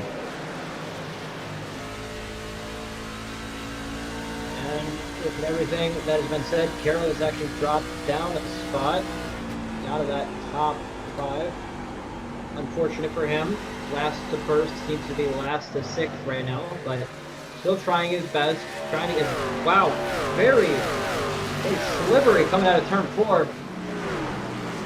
As I thought we would have seen the sliding at least slow down a little bit as it's gone from day to night. We have seen that. feel like there has been substantially less sliding going on, but that could be because of the driver being better. But, you know, he could be fighting a little bit. You know, I mean, you gotta imagine what passing all those cars has done to his tires. But still, great race, great effort, and he can still hold his head high. Kind of goes back to what Andrew said earlier, Super. These guys you have the wheel obviously cranked into these trucks, and obviously they might not have the most horsepower, but you get off the corner with that wheel, you know, clocked in your truck, and it's, you know, it will snap on you. Not saying that's exactly what happened, but you tend to see it. And I also wanted to point out here, I'm probably going to butcher his last name, I apologize, but Meal is what I'm going to go with. He put it on 110. So when I saw he got around Carroll, I was like, oh, that's kind of surprising. Like you said, Super. He had 5 lap pressure tires. Now he's catching Rainwater and Fleming. He's over 10 lap pressure tires. So he's kind of not going to rob these guys, but maybe still one here late as we are inside 5 to go. Robbing, stealing, what's the difference? 3 to go. 4 to 39. He is just about a half second behind the 05, but caught in behind Brinkley down the backstretch. Lights is coming around to take 2 laps to go. Popsicle sticks in the air for truck number 5. And this race is nearly over, but it ain't over until it's over. That checkered flag will end it. As Meal's trying to get around Jordan Brinkley in the number 11. He'll look low this time into turn 1. The 05 is third. Meal's going to send it into turn 1. Can't quite get there, but he is on Rainwater's bumper. We'll get the white flag brought to you by Whiplash Sim Cams this time off the corner. There's Lights, and I saw Meal getting loose. He's going to fall back behind Brinkley as there's the white flag for Lights. White flag brought to you by Whiplash Sim Cams. 1 to go. It's been a great race for him so far. And again, you guys are mentioning it. Maybe does have that little bit of advantage, but still, as we see, Fleming. Oh, that's a little Fleming in the pits, but it's been a great race for Lights so far. And he's going to come through 3 and 4 for the final time. And through turns 3 and 4, Nick Lights has got some starts in the Truck Series, some starts in the O'Reilly Series under his belt. Tonight, he's going to show them what for. Nick Lights wins the 3rd annual Luke's Playhouse 200, this time at Homestead Miami Speedway. I don't think there was ever any doubt once he got to the race lead, he was due for a win this evening. Lights able to deliver on a fantastic performance under the lights here at Miami. Andrew, Noah Rainwater out of fuel off of turn 2 on the last lap. There he is. Nothing he can do but try to coast back around what was going to be a 3rd place. Suddenly up in fumes, I suppose. He will come across at best, I think, to be 15th spot. Fleming credited with 16th. Rainwater does cross the line, but it's going to be Nick Lights coming down to the front straightaway to celebrate here this evening. What a job by truck number 5. He has earned this one. Great race for him. I mean, just lights out the entire time. Yeah, you said it, once he got that lead, he never looked back, and he really hold himself high with this one. And there's Platt giving a nod of accomplishment to driver number 5. Hey, you know what? Whenever he does cross off that first win in one of NASCAR's 3 National Series, he's got the burnout part down, guys.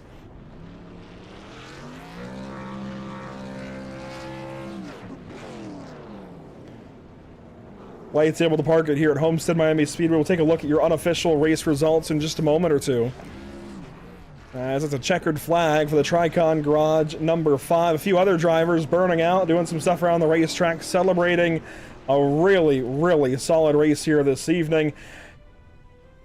I gotta feel, obviously, for Rainwater running out of fuel at the literal last lap, dropping, what was that, 12 spots down the order. That's going to be a gut punch, certainly, to the driver of the 05. Let's go back and get a look at your unofficial race results here from Homestead Miami Speedway. Of course, Nick Lights with the win. 2nd place, though, Brandon Slow, just 1.6 seconds back. I am still just floored by the fact that we made it from that first caution earlier. Green flag to the end. Incredible job by all 36 drivers here this evening. Brandon Slow second. You got Joseph Meal there in third. Nathan Carroll in fourth. We're going to try to talk to the top four and Rainwater. Smith will finish fifth.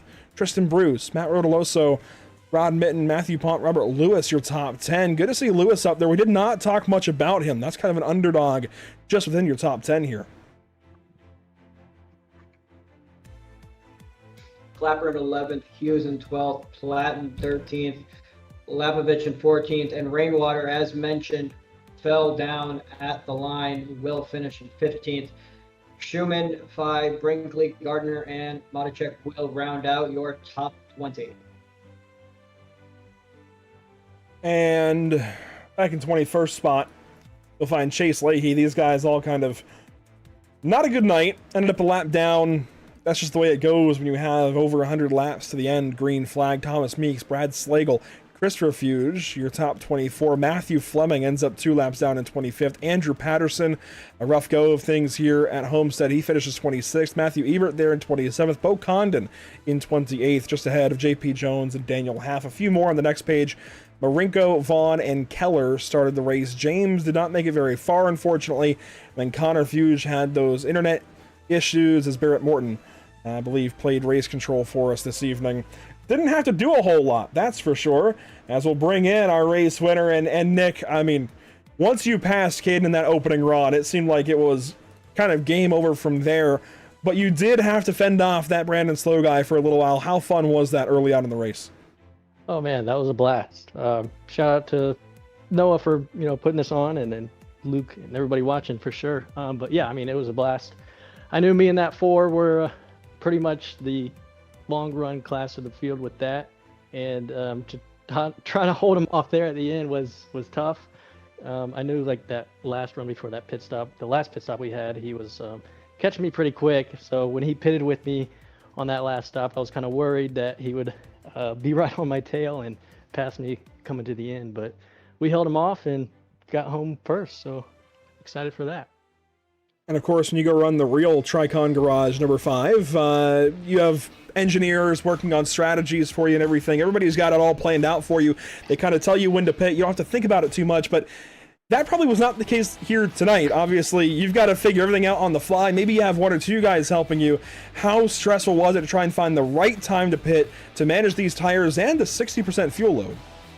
Yeah, I wasn't honestly even thinking about it. And then Joseph, who was in my Discord as well, was like, yeah, we're not going to make it on the one more stop that we planned. So like we had to split this one in half, and that's what we did. So he made a good call with that and brought us home that win. Yeah, that stop that kind of cut Rainwater's last run in half. It didn't seem intentional at first. It seemed like it was an audible then for sure. Is that the case? Yeah, I knew those guys were trying to stretch it and try to make it on the end, but I knew tires were going to be more important with the long runs that we had. So I chose the tire option, and it worked out, thankfully. And when do we see you back on racetrack? What does your schedule look like for 2026 from here on out?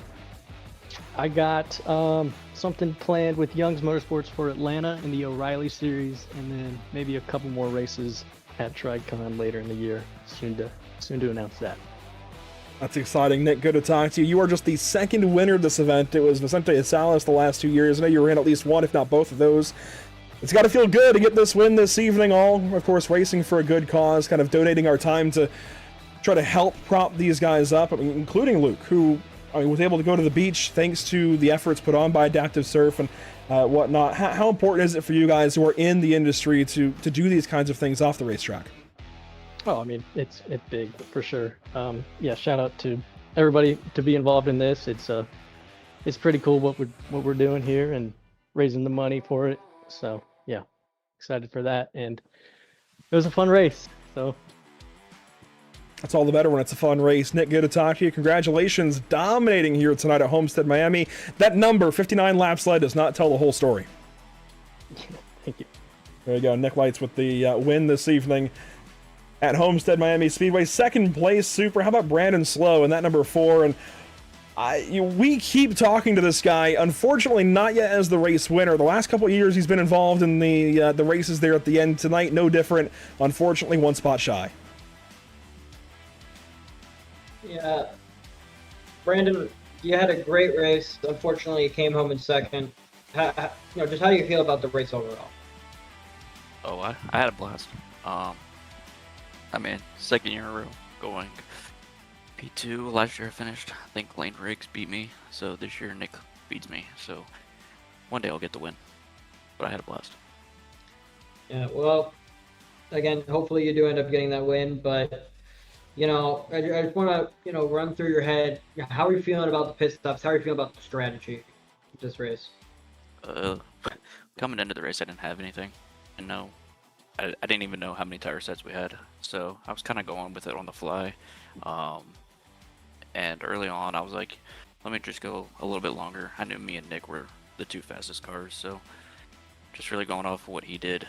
And then on that last pit stop, he was up coming out about 2.5 seconds back, so I was having to run him down, burn my stuff up, but I would still catch him. So I knew I was probably the faster car out of the two, but then the last pit stop, just lap cars. I couldn't get through the lap traffic like he could. Well, at least you're honest about the lack of strategy winging it. I do like a guy that can wing it, but you mentioned second place again, right? What do you feel about your chances? Maybe next year, right? Do you think you're going to get another second, or do you think that this might be the time you get that win? I mean, as long as I put in the work, depending on the track, I think the win will come. I mean, there's always good talent in this field. I mean, we got actual guys that race real life, and some guys that have raced every weekend.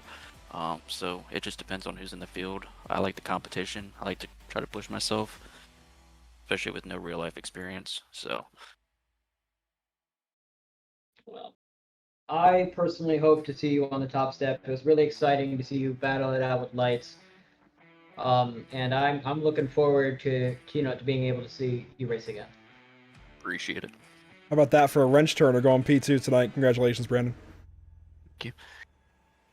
And it's low with a big second place here this evening. You see him as one of the crew members there for Young's Motorsports, able to go P2 here tonight. Joseph Meal able to go third, though. We'll get a word with him, and sounds like Joseph was feeding some pretty valuable info to Nick Lights, considering first it did not sound like he was kind of aware of exactly when you guys needed to make that second stop. What was that situation like? Because, golly, that was a dodge off of turn 2 there at the end.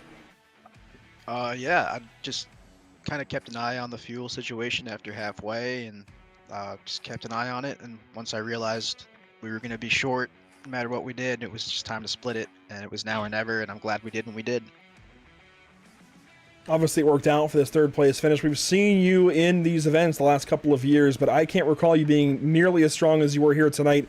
What's the, I guess, evolution for you like on iRacing, getting better and better as years go on? I know with real life duties, it's hard to say that you can commit all your time, like maybe years back, but clearly you're getting better as time goes on. Yeah, just it's personal for me. I've made a lot of mistakes, and I made a fool out of myself, and way too many times. Just trying to earn myself back, my reputation, and I don't know, just one of those things. Take pride in what you do, right? And if I'm gonna do this, I want to do it well. I want to be competitive, and there's a lot of I've learned here in the last year. There's a lot of really, really great people on iRacing, and you just start to follow them. You just listen, and instead of knowing it all, and it all starts to come together. With some of the social media discourse recently, that's good to hear. Joseph, good to talk to you. Congratulations on a P3 here this evening, and hey man, hopefully we'll talk to you next year, maybe a spot or two higher. Yes, sir. Yeah, absolutely. Appreciate you guys broadcasting. And before I go, just shout out everybody participated in this event. Shout out to Luke and Noah, and it's nice to have a nice charity race and donate to good people and do good things for good people. So appreciate everybody. Absolutely. Glad to be here as always, and what a race here this evening as well. Just one caution through the feature race here tonight. That's Joseph Meal in the third spot. We're going to go down, and we're going to get a couple of extra interviews this evening, and we'll go straight to fourth place here. That'll be Nathan Carroll, who tried taking on that last to first challenge. Unfortunately, Nathan is kind of last to fourth for you, so a little bit shy of those $45, but still, I mean, really, really strong. We had to get you in the driver of the day vote, and we were hoping you'd be a few spots higher up. How close was it for you tonight?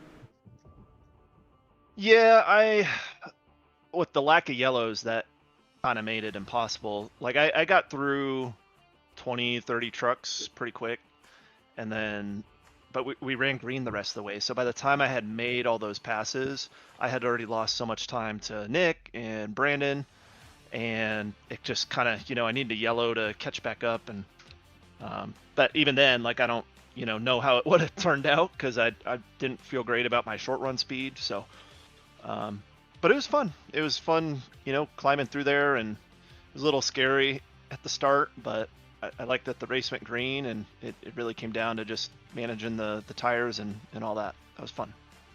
Speaking of the race going green, not that either of the previous 2 years of this event were bad, but certainly more cautions than we saw tonight. Just the one in the feature race there early.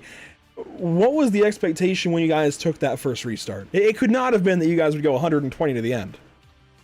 Oh, certainly not. No. Yeah, well, this is my first year in here. I was fortunate enough for a friend to invite me, and it was really cool. But yeah, I mean, with an early yellow within 3 or 4 laps of the start of the race, you kind of expect there to be a few more. But surprisingly, like, we had a race control, and they weren't going to call yellows for single car spins. And honestly, some of the single car spins I saw, I don't know if would have brought a yellow anyway, because they were all the way, well below the racing surface. So, yeah, I mean, don't really know what to say. I was hoping for a caution. I don't know if I was expecting them, but I was certainly hoping for them, and especially running, around the top 5 there, and could have got on equal tires with everybody and equal fuel, and wish I could have seen what I would have done, but just gave up too much time coming from the rear. For a rookie driver in this event with a NASCAR driver on the ballot, you are leading the driver of the day vote currently. What does that mean to you for people watching to recognize the effort you put in tonight to go set the pole lap? Which, by the way, how did you do that when you were drifting off of turn 4?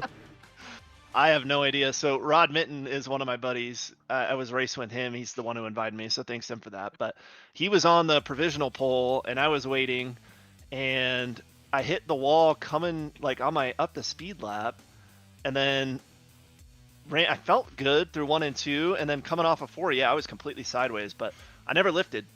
And he was peeved, we'll use that word, when I topped him, because he was watching the lap, and he's like, how'd you do that? And I don't know, but yeah, I practiced a little bit today. The officials are at Homestead for C-Fixed right now, and I don't normally run officials, but hopped in one of those and sat on the pole there, so I knew I could do it. But yeah, that was a shock to me, but cool to be leading the driver of the day vote. I don't know if I entirely deserve it. I mean, Nick kind of dominating the race, I think. I wasn't really looking at the lead, but Nick or Brandon. But yeah, I made a lot of passes still, so I'm proud of that, and really excited to do 3 spots better hopefully next year. Nathan, I think considering you went from 35th, 34th, whatever, to 4th, you almost led some laps. I think it's pretty well deserved. 31 spots there from the beginning to the end. Congrats, and yeah, hopefully we are talking to you again next year, maybe a couple of spots higher. That would be really cool. Yeah, I felt like driver of the day like the first 10 laps, because I gained like 30 spots and it right off the bat. But if you guys are, I appreciate you giving me credit, and yeah, it was fun, and can't wait to watch this back. I know I had a few people watching, so shout out to them, my wife and parents, and Zach, and maybe Luke. I don't know who tuned in, but can't wait to watch this back. I'm sure you guys called a great race. I was watching some of your other stuff, helping manage a league, so if we ever lose our broadcaster, which I hope not, in case they're watching, but definitely look at you guys because you do a good job. And thanks for Noah for putting this on. Shout out Luke, and yeah, we'll do a little bit better next year.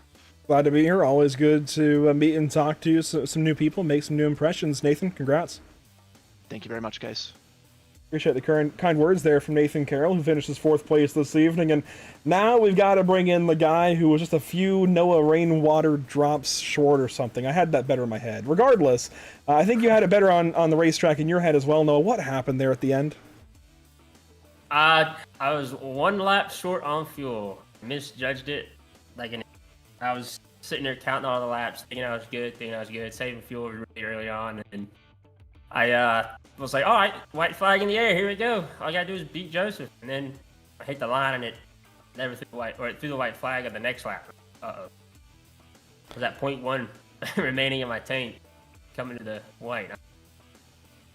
A few raindrops short is what I was going for, and certainly you wish you had a few more in the bucket, but you still clearly were going to finish top 5 if you just had a little more fuel. And obviously I think this is kind of what you were going for, though, with this format of, you know, having so many tires but such a low fuel load. Try to get you guys into pit lane often, mix things up. Did it go to your plan in that way? Yeah, besides getting wrecked early on, I think the whole race went pretty well for everything. I felt like we made our the 60% fuel adjustment was exactly what we needed. Maybe like 65, just a little bit more, maybe just to stretch it out a little bit longer. But like the tire wear was big. You could see everybody fading, coming and going, all this. All the different guys are on different steering ratios. You could see how much they would come and go. But I'm really impressed with the overall outcome of the race and how clean everybody was for the most part. And the no cautions all the way after that first. Yeah, how about that? I mean, the last couple of years, I keep saying this, they were not bad events in 24 or 25, but this easily knocked it out of the park. The green flag racing very much welcomed here tonight. And I mean, to put this many trucks around this racetrack for so long and have so few issues, that takes a lot of talent from the entire field. How important is it for you guys to keep drivers like this for years down the road? And how cool is it to just have this kind of successful event run this evening? It's awesome. It's very difficult to get everything put together and set up and find people willing to sponsor it and help raise money for this. And I get very exhausted by the time the race day has come with all the questions and people I've had to talk to. And then I'm like, I don't know if I want to do it again. And then we run the race and it's like, man, this is so much fun. We got this amount of money. And then everybody talks about how much fun they had in the race. And it just makes it all worth it. I know Luke and family's very. And you mentioned the sponsors and everybody partnered up with this event. There's a pretty healthy list. And what exactly, you know, I was going through it all earlier, but I mean, there's so much. It's almost overwhelming to get an idea of exactly what is up for grabs for everybody this evening. What exactly is everyone getting now that we see who finished 10th, 20th, and 30th? Yeah, so the 10th place finisher, thank you to our partners over at SRI. The 10th place finisher will be getting an SRI goodie bag, which has a SRI coffee style mug in it, a lunchbox, and a Ryan Newman and Brooklyn Newman signed stress ball, and then some koozies. And then our 20th place finisher will be getting, what is it? Let me double check. The 20th place finisher, I believe, is getting the t-shirt and 2 koozies. And then our 30th place finisher will be getting an autographed Ryan Newman hat and 2 SRI koozies. Everything is autographed by Ryan Newman and his daughter, and a big time racer name. And then we got some biggest mover awards given out. Thank you to Spartan Sim Racing and Mr. at Sim Shop, all them guys for donating the biggest mover awards. Slant Creative, Brandon does all our graphics and everything. Such a great guy. Dude's a wizard when it comes to creating graphics. And you guys are the best for hosting this every year. I look forward to running you guys' new league coming up. Hope other people come join it as well. Hush, hush! The announcement's tomorrow, but yeah, Sorry. No, it's good to be here every year. It really is, and from the moment that I heard Luke's story back in 2024, I'm just so glad to be able to be involved in this every year. I look forward to it every year, and kind of checking back in with you and the whole Rainwater family. Where are things at on that front as well? You know, obviously it's a long-term kind of mission to make Luke's Playhouse happen, but in the short term, of course, partnering this year with Aquatic Surf Project, that's going to be a big kind of stepping stone along the way to what you guys are trying to do. That's what we're hoping for. We're hoping we can continue to build what we've been building over the past couple of years and keep raising the money we're doing through this, and maybe some other more events coming. Hopefully we can put something together for some more events like that. Yeah, I hear Luke really likes the idea of late model stocks at Myrtle Beach. We could make that happen. I know we have a lot of late model stock fans in here. Yeah, I think while Nick Lights might have dominated tonight, I'll be picking Caden Lapsevich for that one. Noah, Absolutely. I won't keep you too long, but thank you so much for everything you do and bringing us on for these events. I mean, you could choose anybody, and you choose us, so I appreciate it. Glad to be here, and glad to continue bringing Luke's story to as many masses as we possibly can. Thank you guys. Appreciate you guys more than you guys know. That's Noah Rainwater finishing 15th. Really should have been a top 5, if not at least a top 3. Noah, congrats. Great run tonight, but unfortunately, it just was not meant to be for the 05. As I move myself, that's the second time in my broadcast career in iRacing I've done that and moved myself. Anyways, let's get myself back in here and get the screen share up for you guys. Boy, what a race here tonight. Super. I think Josh might be back. I don't know. He's doing baby duty, trying to help his wife out, but. Great race here tonight. Genuinely, it's not often you send this many trucks around this kind of track, this racy for that long without crashing. I mean, yeah, 120 laps going green was so impressive. And also, not to mention the amazing strategy battle that we had too, right? Where just at the very end it went sour for those guys, but right, it at least gave us something to talk about this whole race. Felt like there was action the entire time. It was impossible to look away. And, you know, what a race, you know, great race, great cause, and I'm really glad we could put on a show for everyone today. And of course, we mentioned the North American Racing League Driver of the Day vote. Well, it has been decided. How about Driver 62, Nathan Carroll, is tonight's Driver of the Day. Congratulations to him. I mean, that is so cool. That story, I mean, the qualifying lap, the fact that we got it on air like that, the slide off of turn 4, even the bump to the wall on his out lap, and then sliding off of turn 4, the one lap, making it count, that was so impressive. I really thought he was going to need the second lap, might still maybe get a top 10, but not by much. And there he goes, up to pole position. I can probably count on one hand how many times that kind of thing has happened. It isn't many. To get that sideways like that and still get the pole, that's impressive, especially in this kind of field. These guys know what they're doing, this entire field of drivers. So props to Nathan Carroll, 31 spots from the start of the race since he took that back to front challenge. And there's a lot of prizes out there for these guys to grab. Again, 10th, 20th, 30th, including, or I guess on top of the other prizes for the podium and such. I'm not privy of every single one. There's too many to count, but man, it's cool as well. Ryan Newman and Brooklyn Newman signatures on that stuff. I know, obviously, we know Ryan Newman, the winner of the 2008 Daytona 500, but you know, in addition to everything he's done in NASCAR, Brooklyn is on her way up through modifieds, and I actually got a chance to break my DARF rule and not go up to drivers. I went up to a driver. I went up to Ryan Newman at Caraway earlier this year and got a photo. So that's pretty cool to see Ryan's name pop up in something again as he's getting ready for trucks actually at Wilkesboro in a couple of weeks. That said, I think we're about done here. Super. I do want to take a look once again at what's upcoming for us at the channel. There you see. Tomorrow night, racing at Hockenheim with the North American Racing League Porsche Cup field. That will be exciting. It'll be the AM drivers taking the reins tomorrow night. Should be fun. And then Monday, we've got the NORA Retro Cup Series headed back to Daytona. Their second date at Daytona this year. They will be on the bumpy version. We went with the newer version there, the newer scan in the picture, but they will be on the old track on Monday evening. That should be a lot of fun. I hear there's a surprise entry for that race. And then Thursday next week, July 9th. I know it says Wednesday. Don't mind that. Thursday next week, we are headed out to Slinger Speedway. We'll have legends on the racetrack thanks to WRL Legends. We'll have super late models on the track for 200 laps. It'll be a lot of fun. We might even see a driver or two from over here run that race. Who knows? But I'm excited. A lot of stuff coming up here at Pit Stop TV every single week. Stay tuned. You see the graphic down below with our social media links.